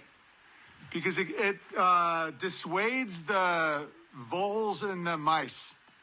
So just that little agitation keeps the voles, because they'll like tunnel up like the Viet Cong, and they'll like eat everything from underneath and ruin an entire season. So that's how we handle that. So everybody's getting it. Peppers. These are wild strawberries.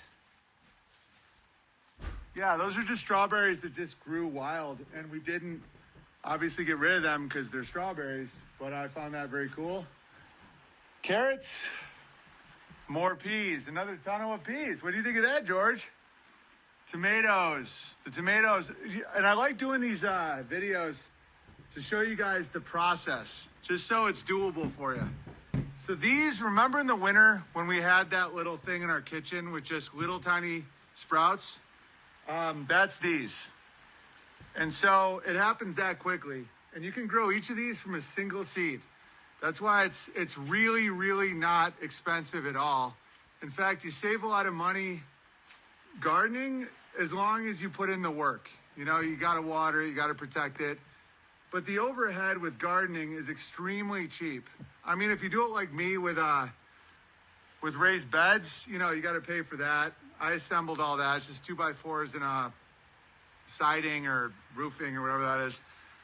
And if you live in a good climate, you don't even need a greenhouse.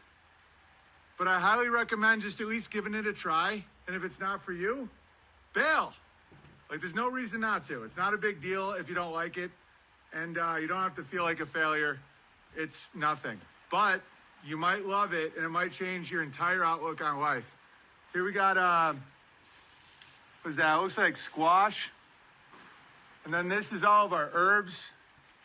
Parsley, sage, rosemary, and thyme, as those gay guys sung about that one time in that song. Who are those two gay guys? Simon and Garfunkel. And here we have that. So yeah, that's the food. That's the food. And you can sell this stuff. My wife's starting to make tinctures.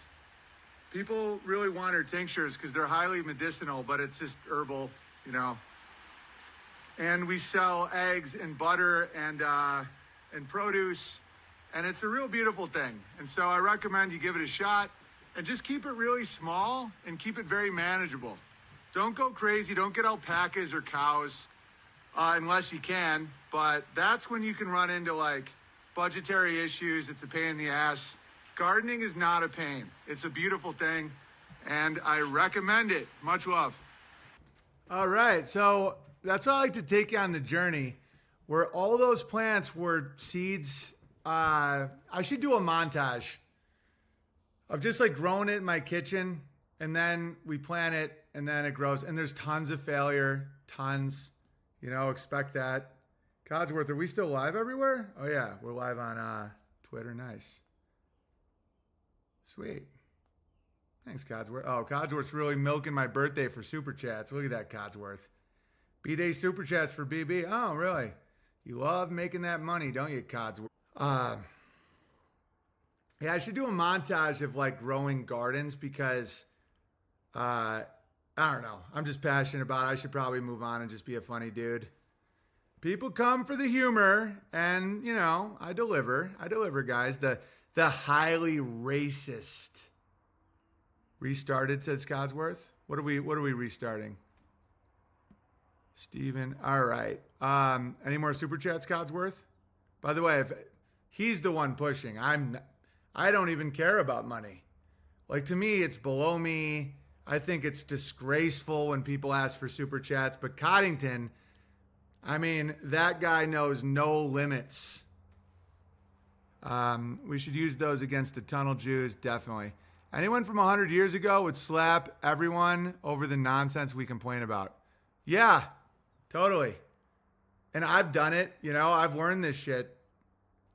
Just re-listen to that random riff you did about the KKK hanging like 8 dudes, cried laughing.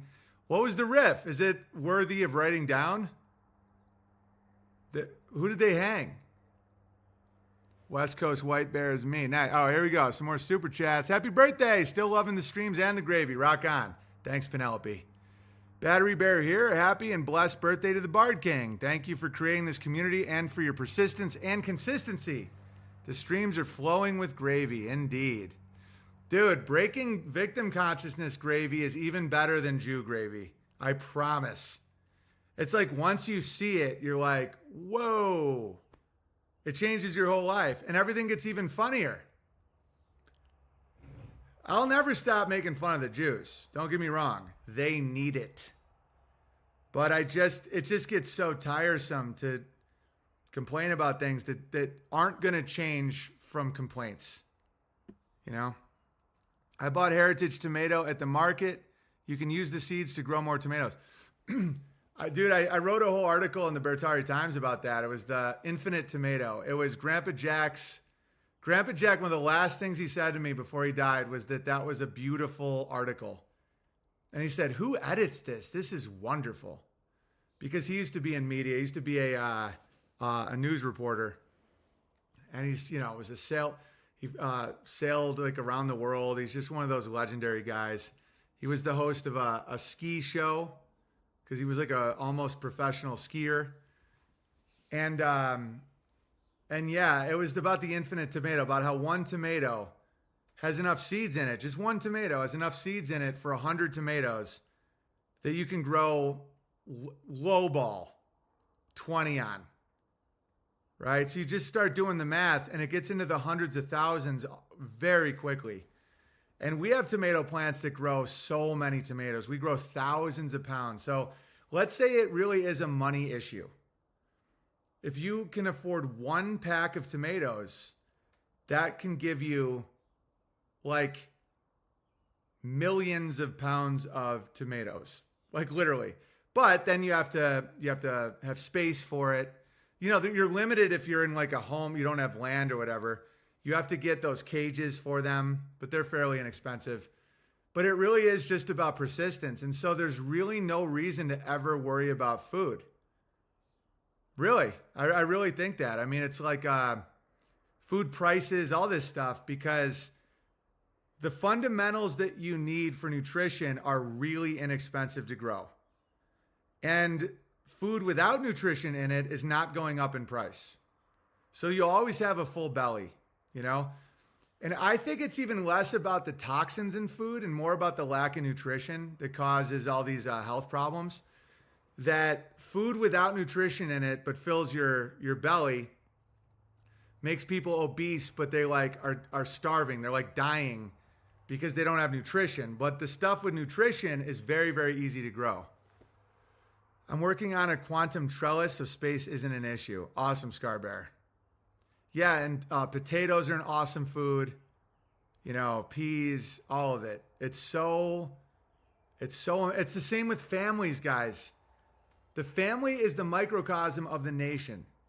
Okay, so the family is everything that you can control. You can't control a nation, but you can control your own family. And when you start looking at a family tree, just like in farming, the tree goes forever. The deeper the roots, the more it can sustain. The more leaves, the more energy it can pull in. That's why when people want to talk about how farmers are dumb or you're telling people to be subsistent, all the knowledge in the world is in a plant. Like, okay, right now, people are just asking me if my cows are grazing. No. And does anyone want to know why? Does anyone want to know why the cows are not currently grazing on that beautiful green pasture that I've been growing? I want to see if anybody knows in the chat. It's not a metaphor. It's exact. So you grow your family. You dig the roots. You get the roots deep. You water it. You nurture it. But you give it enough stress where it desires to grow deeper. You prune it. You pollinate it with others. You know what I mean? It's, yeah, 2-acre ND obviously knows. Pasture's not ready, too short. Right. And so why does it matter if the grass is too short? If grass isn't 10 inches long, it doesn't have deep enough roots. So if you have grass that's 10 inches long, they can graze it down, right? But then it'll grow back and you can keep pasture rotating. So we have 1, 2, 3, 4, 5 paddocks. No, 7 for the 2 for the goats and the rest for the 2 alpacas, 2 cows. So you get grass, like right now, if I started grazing them, if they went out and the grass was 4 inches tall, they would eat it. It wouldn't just be dead, but a lot of it would die, but it would be like they could eat 4 inches and then move on and blah, blah, blah. But if you only let grass grow this tall, it doesn't develop enough roots where when it goes down, it grows back up. Does that make sense? So you have to get it to a certain point and then it keeps bouncing back. Like you put them in one pasture, they eat it down. Then you move them to the next pasture. And as they're eating that pasture is growing back up.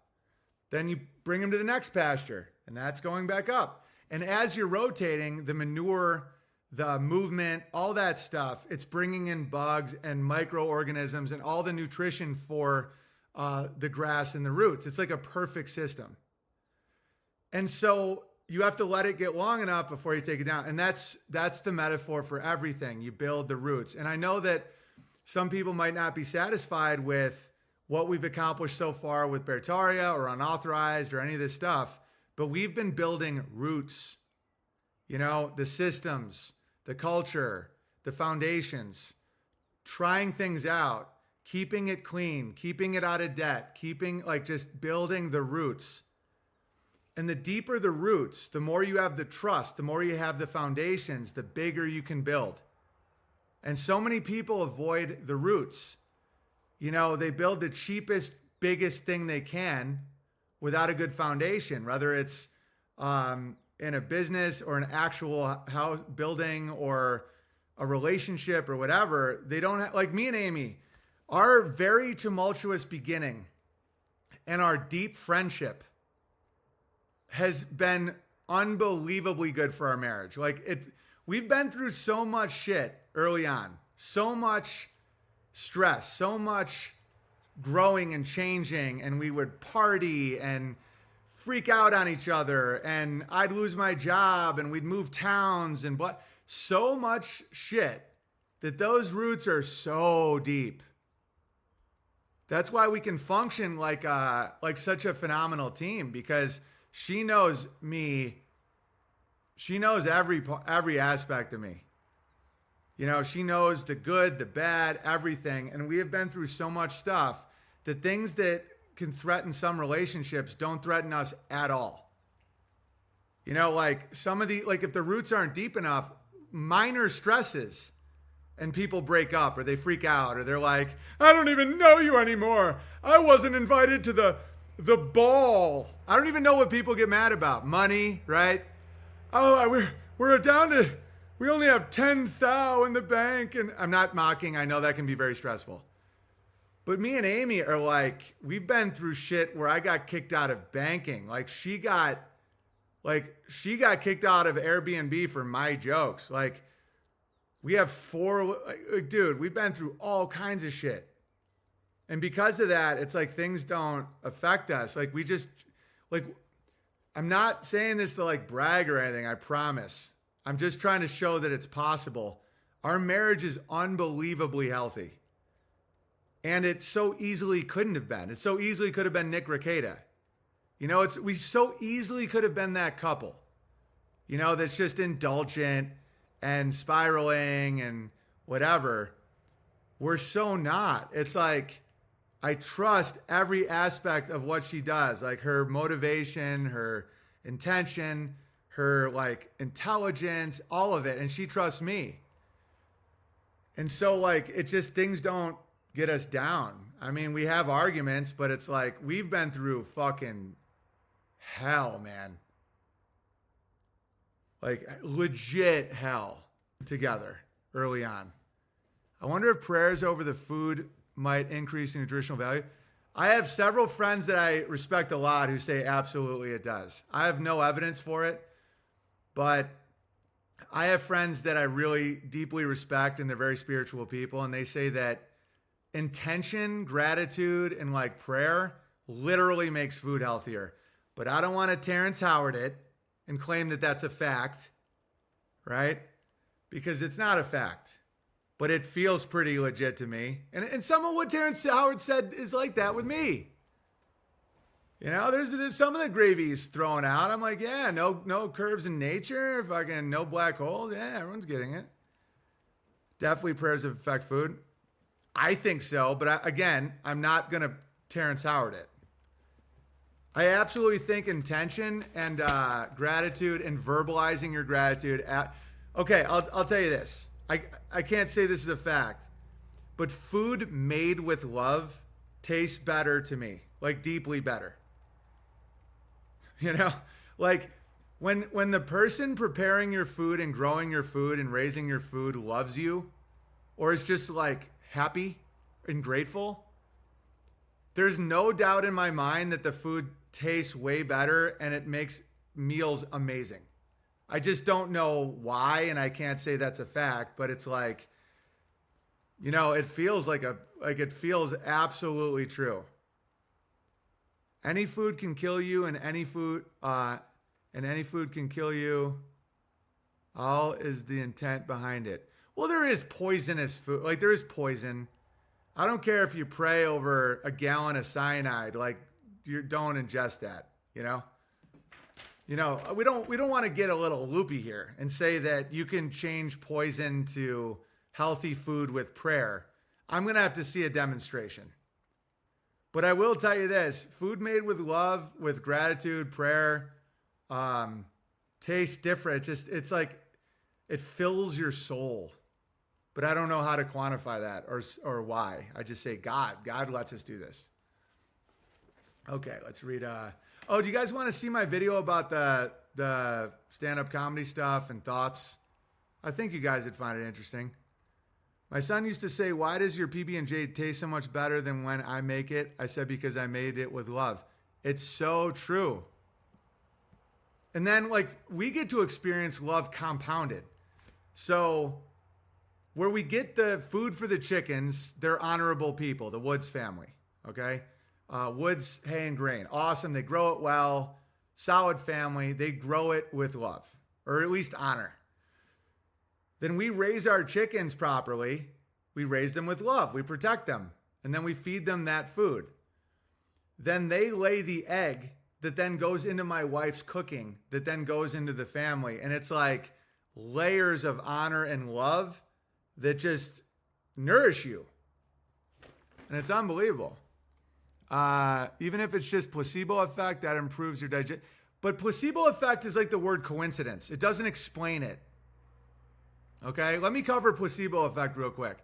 For those of you that don't know, placebo effect is when you believe something works, it works.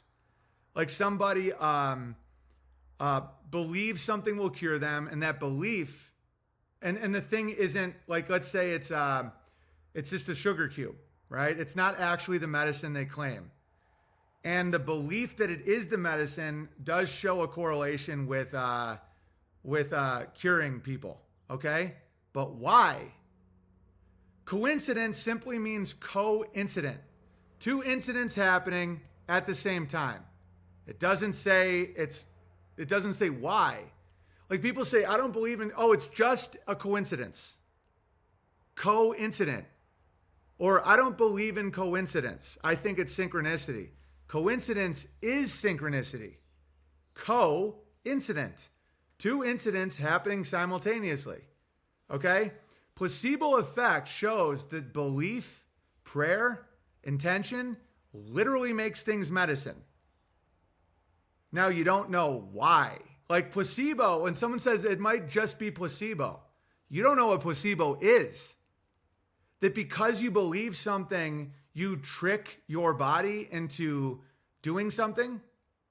That's why I am actually logical. That's a claim. The claim is that you trick your body into reacting a certain way because of your belief.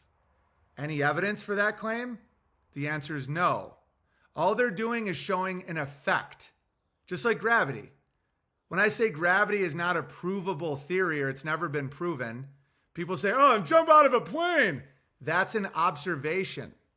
That's an observation of an incident, of something happening, but you don't say why. Okay? I know that objects at a 1 atmosphere fall at 9.81 meters per second squared until it reaches terminal velocity based on, how dense the air is. Trust me, I get it. I know what the claim is, but you're just describing an effect.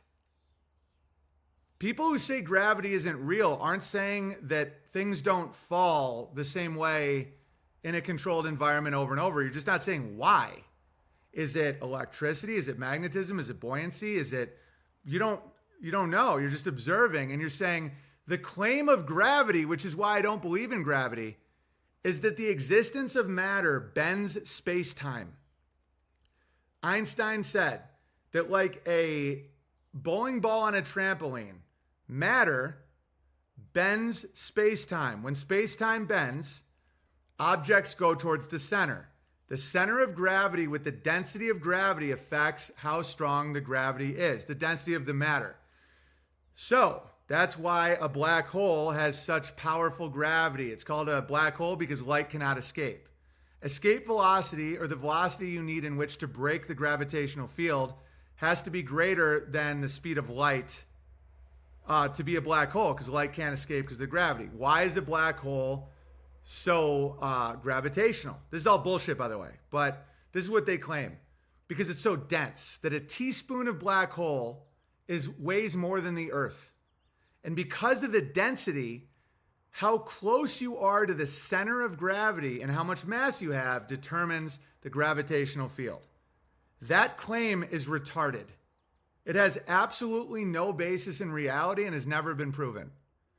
Space-time is an idea that makes no sense. It's like Judeo-Christian or like jumbo shrimp. It's a paradox. Like space is not time. Space and time are different dimensions. Einstein says space and time are, you can lump it together and bend it, but yet he can't show you because we're inside it, right? Like how can a fish prove a desert without leaving the aquarium? It can't because he's in it. We are in our space-time. So Einstein theorized that existence creates gravity because it bends space-time towards the center mass. There is zero evidence for any of that. And when you know that and you say that, people will then call you stupid. Now, it's the same with placebo effect. Why does intention and belief make a sugar cube medicine? The claim is because you trick yourself And that claim has no evidence whatsoever. What if, and I'm not saying that this is a fact, but it sure feels that way. What if belief, prayer, intention, faith are powerful? Like, what if that really is what, like, it really can change something? And I'm not saying how. I'm not saying that, like, the sugar cube, as it's going to your mouth, becomes penicillin. I'm not saying that. I'm saying that what you're witnessing is that, what I just described. How it works, I don't know. I can't prove it. But dismissing things as coincident or placebo or gravity, you're just pointing out an observation. You're not saying why. And I am one of those people that thinks so deeply about these topics that I can come across as stupid. Because saying like, and that's one reason why I wanted Terrence Howard so much, is because he's mimicking that. You know, he's saying 1 × 1 = 2. Just like I'd say gravity has never been proven, or I don't believe in gravity. Like preposterous sounding statements that then right after, if you explain, the gravy flows, right? I totally understand like that. What he explains after is total horseshit.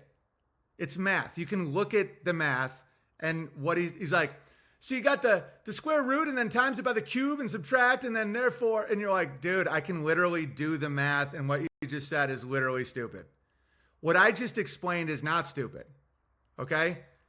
The claim of gravity is like a patent. It's set. That's what they claim. Bent space-time because of gravity.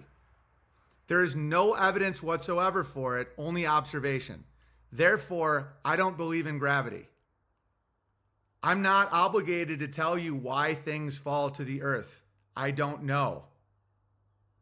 But their claim not only has not been proven, it sounds retarded and it's not like it's not intuitive.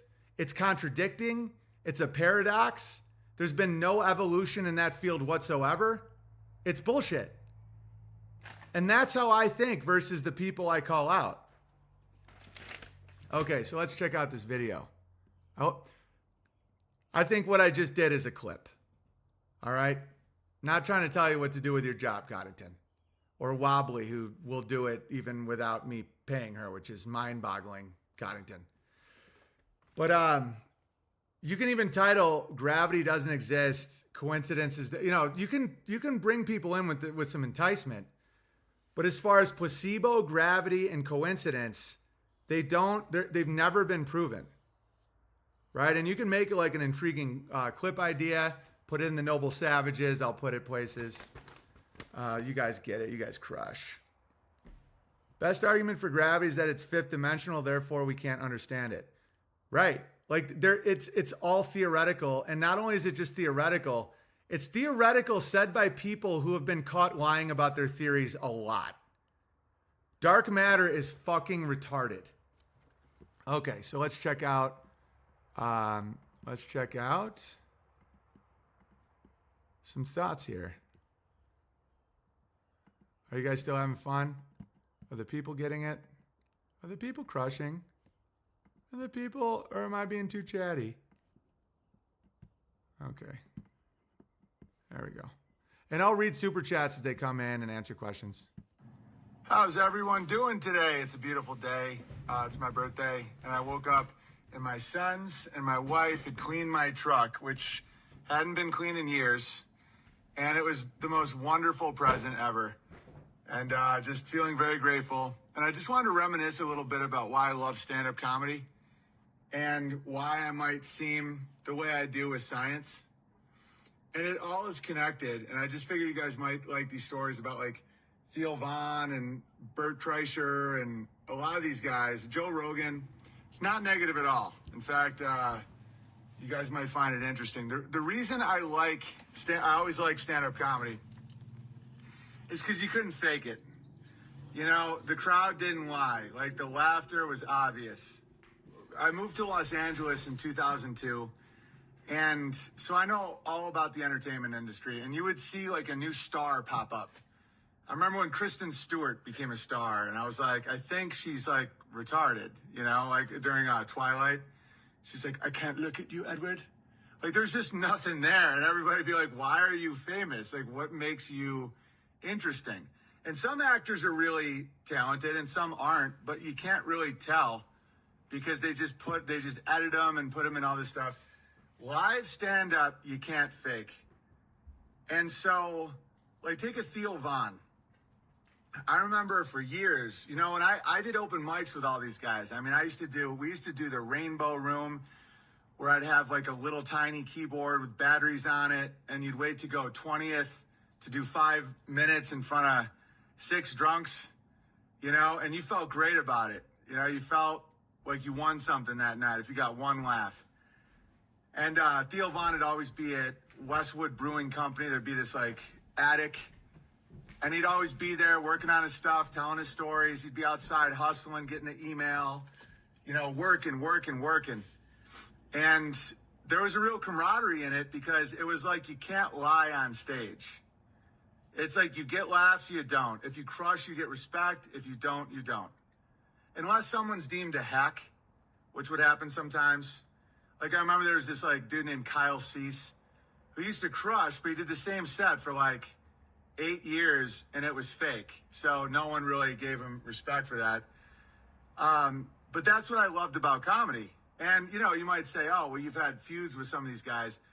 The Theo Von thing was he had Whitney Cummings on his show in like 2016, 15, 17. I don't know. And Whitney brought up that I'd become like a male activist or a racist or some nonsense. And Theo didn't have my back. He was like, yeah, he's getting desperate in them woods. And then he never asked me to come on to tell my side of the story. And I thought that like we had this camaraderie. So anyway, it was just that. And so, but he earned it. When you see Theo right now doing theaters, he earned it. When you see a lot of these guys, Bert Kreischer, I remember he would just do sets every night. All these guys. I remember I remember doing open mics with Zach Galifianakis. You know, he's like 40, can't get a gig. I remember all this stuff, man, but he was so funny. He would kill all the time, and people loved it. And so the reason I think comedy died for a while is Netflix. What Netflix did is they would offer so much money, because comedians were never motivated by money. It really did used to be different. You know, I started out there in 2002. I started in college, you know, open mics, short film, little screenings we do, working as a busboy, as a janitor, you know, struggling, but it was a blast. Like, what a time, you know, what a time. It was like Pirates, but you were validated based on your skill and your balls and your commitment and your ability to just dust it off and do it again, you know? And Netflix was the Faust. And don't worry, there's good news. I'm not being a boomer who's saying everything sucks now. In fact, I see it changing again, where they started offering people $500,000 for a special. Like Liza Schlesinger and people that were doing okay, but, you know, it was just odd. And bear in mind, I had our comedy special the same year as like Kumail and Pete Holmes and Al Madrigal and me. We all recorded in Austin in like 2013. I had my first half hour in 2008. Just to understand what the money was like back then. Your half hour comedy special, you get like $10,000. Your agent would take $1,000, manager $1,000, business manager $500, you know, lawyer $500. And you'd walk with $7K. And you'd be like, yes. Like, that's great, because then you'd get more road gigs because people would see it. And it was amazing. And I actually succeeded pretty early on in my life because I had I'll get to more of this. I want to read I'll read the super chats in a second. I had the creativity. I had the crowd. And I was nice. Let me read these super chat. I do make some good points here. You'll dig it. And again, if it sounds like I'm bragging, everyone has something they're good at. And if you know you're good at it and you know why and you can work at those things, it's great. And you don't need to pretend you're not, you know. Joshua, saw some bike thieves walking down my idyllic country road. Time to move. Happy birthday, old man. Thank you, Joshua. Wobbly Bear, happy birthday, BB. Wobbly Bear, you doing this Clips channel and what you guys do is like so unbelievable. I'm honored to be in the same community as you. Okay, and I mean that. She already has a Clips channel up. I mean, that's so cool. Thank you. You guys she's an unbelievably good artist and hilarious. David, birthdays are, this is great. Birthdays are for women and children. It's extremely gay to even acknowledge a grown man's birthday. Payment attached for the following statement. Happy birthday, BB. I think you just made me a lot of money because everyone who said happy birthday already has to pay it away now. Because they're absolutely right. Celebrating birthdays is gay. Saying happy birthday is gay.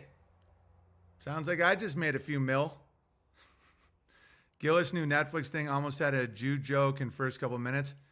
Yeah, guys, it has to open up.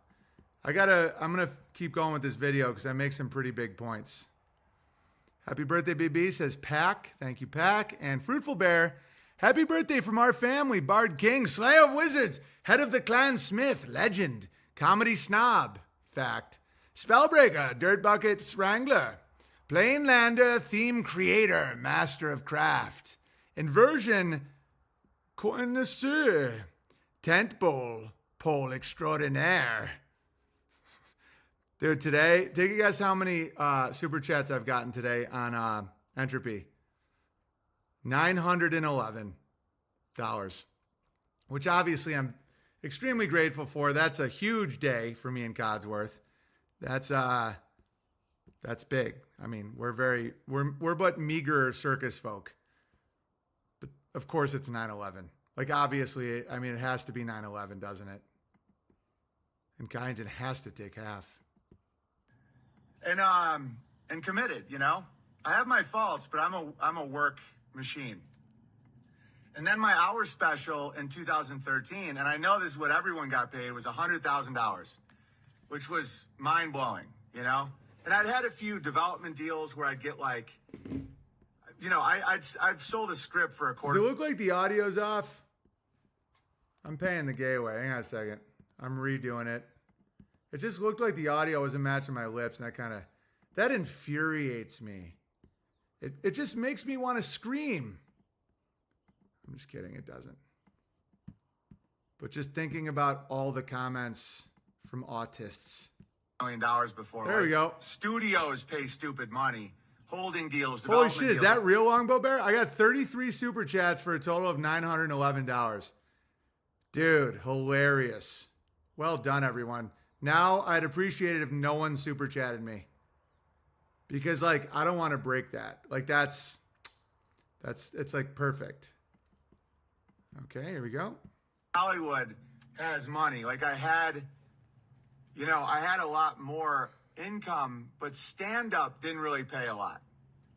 $100,000 was like, whoa. And then Comedy Central debuts it, and they put it on the channels. It was called High Five Till It Hurts. Still holds up.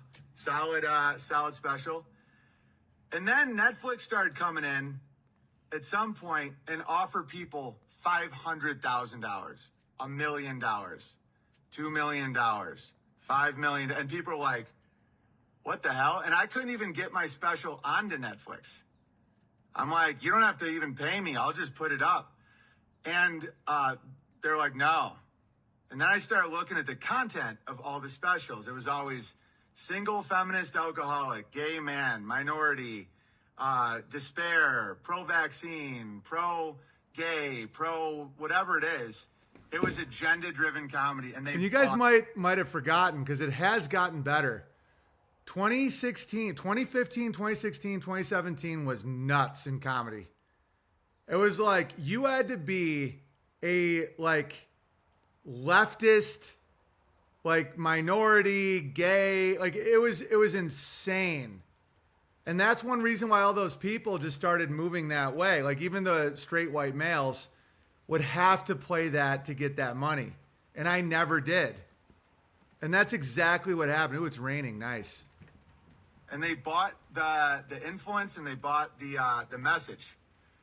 And I was doing a lot of stuff about like relationships and piano and dogs and how funny life is and how every pop song's the same song, you know? And so Netflix was run by the social engineers that make all the same songs the same song. Like every pop song is the same song. It was a big joke of mine in High Five Till It Hurts how Timberland was the same song as Coldplay and, you know, or like Beethoven producing Timberland and how it's all the same. And so I was cut out of that and I didn't know why. And now I finally do, because what's happening again is Netflix is losing control. I was listening to a comedian or somebody reviewing the most recent Kill Tony in a stadium. Like Kill Tony's a weird mix because you do have funny people that go on there. They do some more edgier jokes, but it's not that good. Like honestly, it's like kind of sloppy, and you know their roast of Tom Brady was really good. Some of those jokes, but in general, it's you know it's nothing. It's not an arena act, all right, but it's good. It's like better than the slop, the social engineering garbage that they put up, okay? And he was like announcing that Netflix was there because they're working on a big deal, even though Netflix is the company that all these guys have been bashing. You know, a lot of these guys that are like, oh, you know, mainstream media, woke, SJW, like, you know, Shane Gillis, all these guys, they get their audience mocking SJWs and mainstream and corporate comedy. And then as soon as they get an opportunity, they jump at it, you know, Bud Light and SNL and all this stuff, which I'm not shaming them for, but the audience isn't always into it. And so Tony Hinchcliffe is like, hey, everybody, tonight Netflix is here. And the crowd starts booing. They're like, boo! He's like, the owners of Netflix are here to say, May, Tony. And they're like, boo! And he's like, whoa, easy, fellas. You don't want to ruin my big deal. And I was like, beautiful. And not because I'm a hater, but because you do eventually lose the crowd. And then they cheered for YouTube. And I've had a checkered history with YouTube, but I get it. They have problems and issues that I can't imagine. But they have done better comedy. And this is coming from a guy whose channel was fully deleted, backup channels deleted, clips channels deleted, hundreds of millions of views deleted, income deleted, you know. So, but I don't hold a grudge. A lot of people think I hold grudges. I don't. Like, I think Joe Rogan is one of the most interesting life stories ever. It's just, you know, the way he tried to gatekeep me and how he, you know, our little feud, I thought was mostly comedic, but I think he kind of sucks. But his life is incredible. And what he's accomplished. Yeah, Duodecimal Bear pointed something out, and I'm not going to deny that. Again, I'm not going to make the claim. But he said, I think Owen might have affected that. No one was shitting on Netflix before he did. Me holding the line and surviving and still doing comedy absolutely affected what I'm talking about right now. They only go as far as they can get away with. If there isn't a comparison, then they can hide it easier. And me holding the line really helped a lot of these comedians. And I get that they're not going to acknowledge, but it's fine. I'll make a point here. Paying the gay away for your birthday. Good to see you're still crushing and not being busted for drug possession like Nick Rekieta. Yeah, but it's more than just the drug possession. It was a way of life, like the swinging and just being a mess, you know? And again, I'm not hammering the guy when he's down. I'm just pointing out that I'm glad that I took a different path. All right, here we go. Which is unbelievable. So again, I'm not like a hater. So YouTube has actually done a better job with stand-up specials, you know, where they will do things that are actually funny. Like, people don't want to be talked down to by people whose credit is being gay or whose credit is being black or whose credit is being in a wheelchair or, you know, an alcoholic or, you know, a degenerate. Like, people don't actually like that. Even liberals. Like, I think a lot of quote-unquote liberals are really waking up to what they opened, like what Pandora's box became. That was my original joke that Dave Chappelle was inspired by, The first you get the L's, then the G's, then the B's, then the T's. Like these cartels of degeneracy always go worse, worse, worse. You know, because who are you to judge? We didn't judge your knick-knacking lesbian.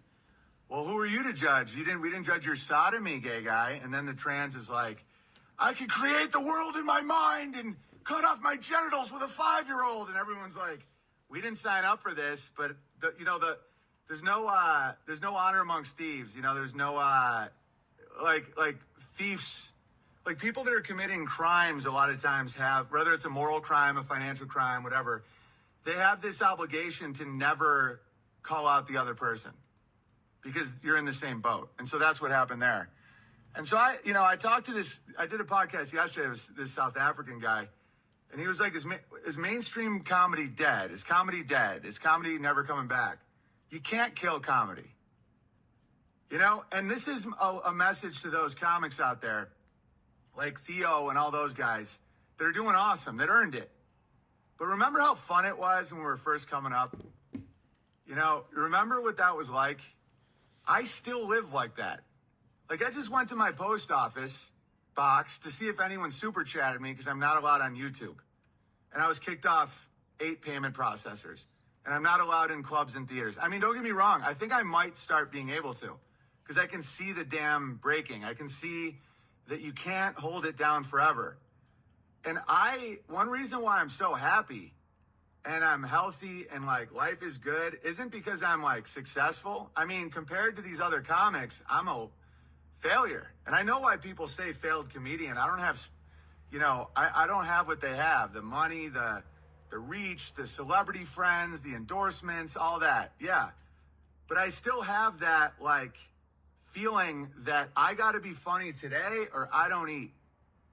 You know, I have to please these people or they won't find me on Rumble. You know, I have to be so funny and deliver such a good stream that even, that they will sign up for my live stream that sometimes doesn't work on a private server out of Switzerland. Without any criminal record, without any, like all the things people shamed me for when you look back. I mean, I wasn't always right, but it's like I was way more right than the mainstream. Like if you go watch what Whitney Cummings was saying about me on these podcasts, that I'm a men's rights activist. Yeah, like look at my life and look at hers. Look at what feminism became. It's a joke. I'm transphobic. No one's saying that stuff now, right? I'm anti-Semitic. You compare me to half of Twitter and I'm like a Jew shill without even changing. I was just pointing out the industries and the governments, the influence of Israel on our institutions, governments, the liability shield to permanent victim consciousness from Holocaust narratives that many of which sound very insane. Haven't changed my opinion, but now you see like where the world went. And so on my birthday today, I just want to make this video because if I don't make these videos, sometimes I don't remember the thing. And when I'm inspired, I just do this. Is like, I got love for those comics. I got love for stand-up comedy. It's incredible that you can't oh yeah, the point I'm trying to make about scientists. The reason I'm calling bullshit on Terrence Howard and Stephen Hawking, and people say, oh, you're just jealous. You hate Terrence Howard because he's black or he's on Rogan.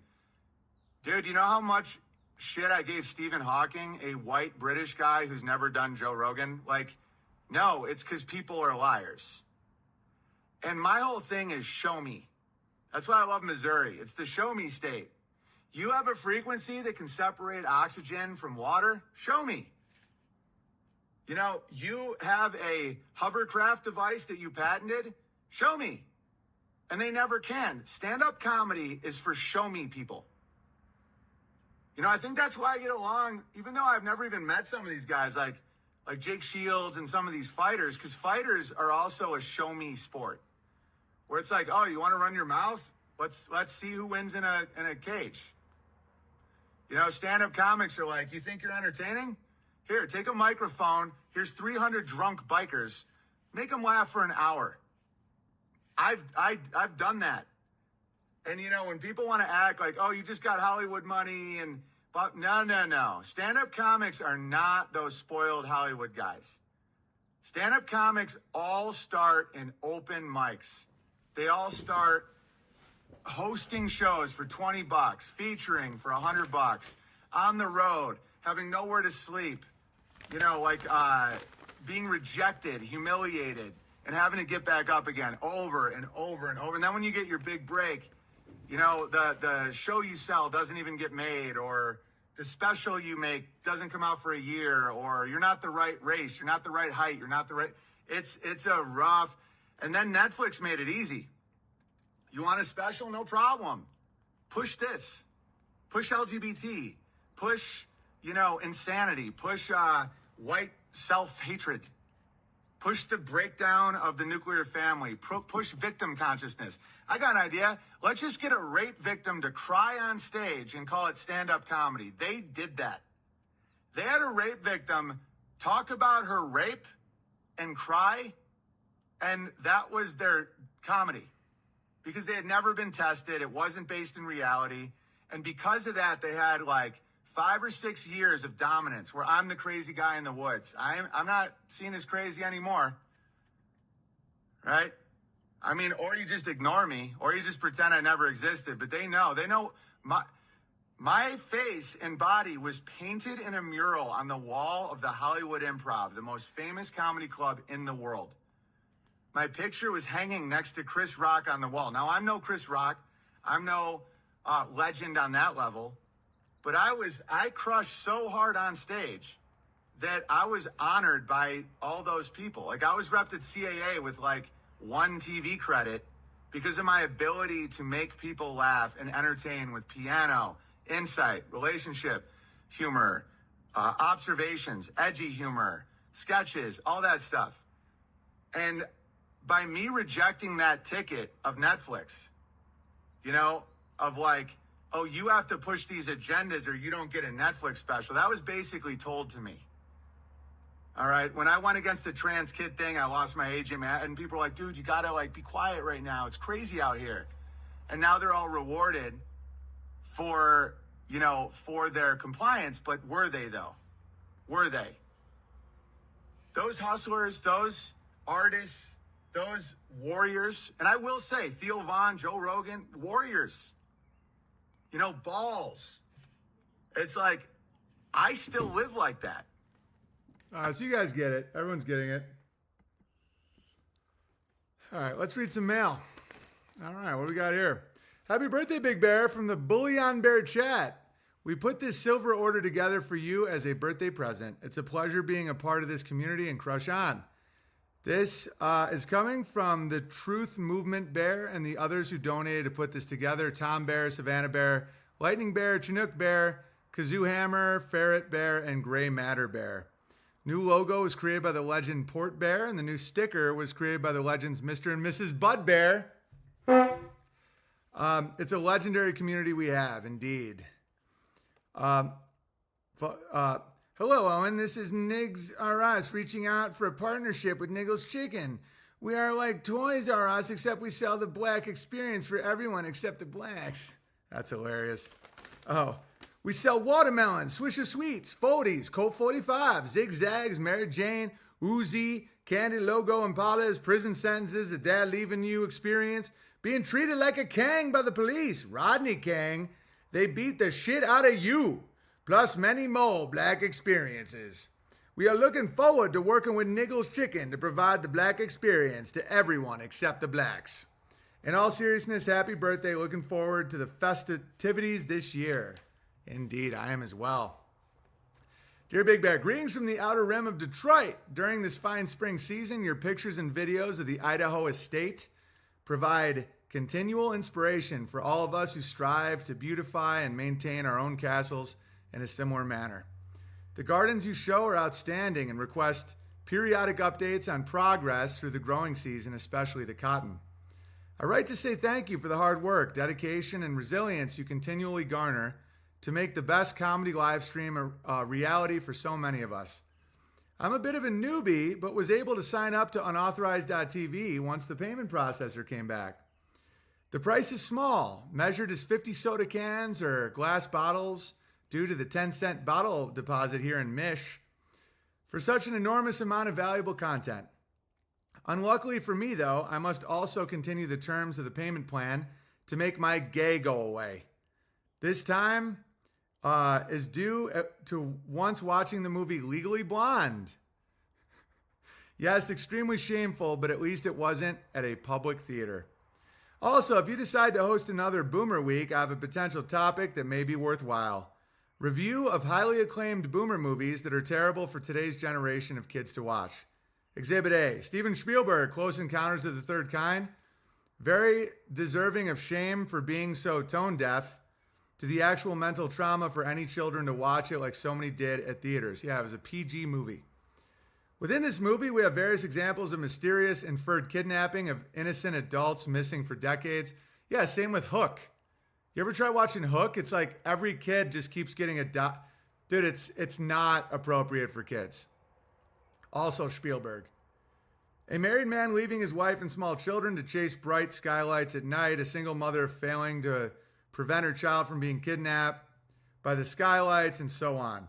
The clincher is the ending scene where the camera pulls away to show everyone with all smiles after meeting with aliens, seemingly to forgive any unpleasantness they caused. It's almost like an inside joke being played on the audience.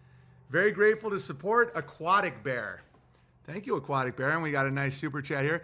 And we might be playing, we'll play Anchor Bear's new sketch with all the boys in the Ozarks on Monday, because I got to make sure I get to birthday festivities and dinner. And I went a little long today. I really thought it was going to be a short stream. So be excited for that. Anchor Bear and the boys doing a State Farm commercial parody. Should be a blast. Love those guys. And now the time to celebrate your creative spirit. Nice. I got this. Let me just get to this. Happy birthday, great years to come from Creative Bear. Thank you so much. Very generous.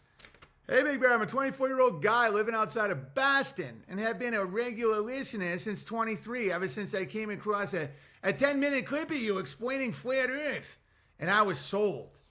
Now my roommates think I'm officially fucking retarded. Thank you for providing, I can't do the whole time, so much knowledge about history, psychology, and the good, the true, and the beautiful. Your triumph over months of no payment processor was inspirational. And I just signed up for unauthorized since it's back. Every new stream helps the world make more sense, and your spell-breaking powers are immaculate, shooting down false idols and giving actual advice to beat the grabblers. In episode 1901, you said, the true solution to the JQ is just to be a good person. And that always hits hard, so simple yet so effective.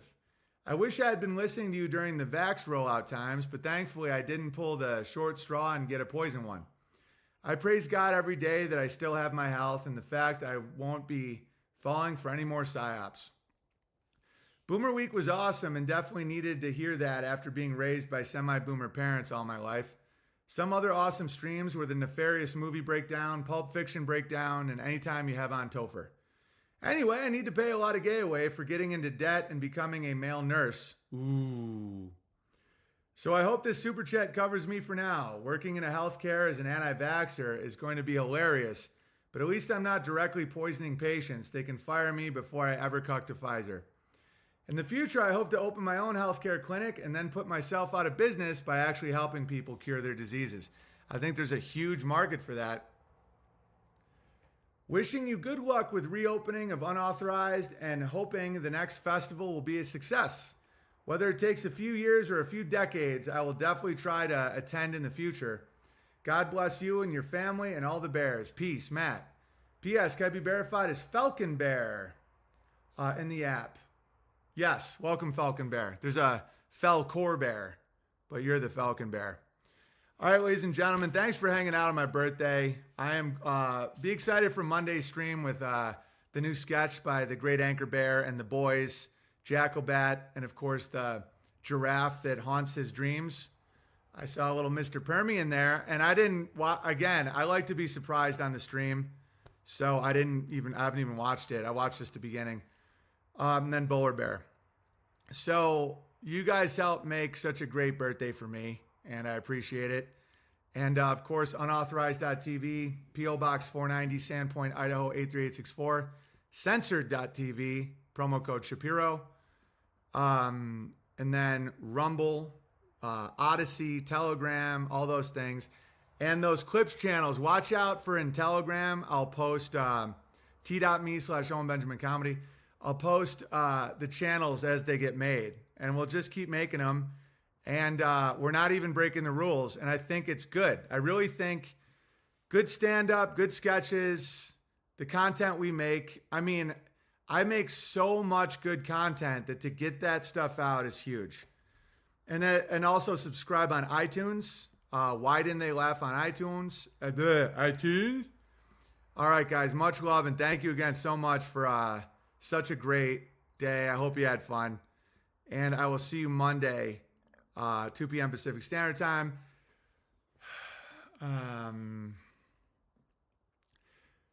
Be fruitful and multiply. Send a letter. Don't be shy.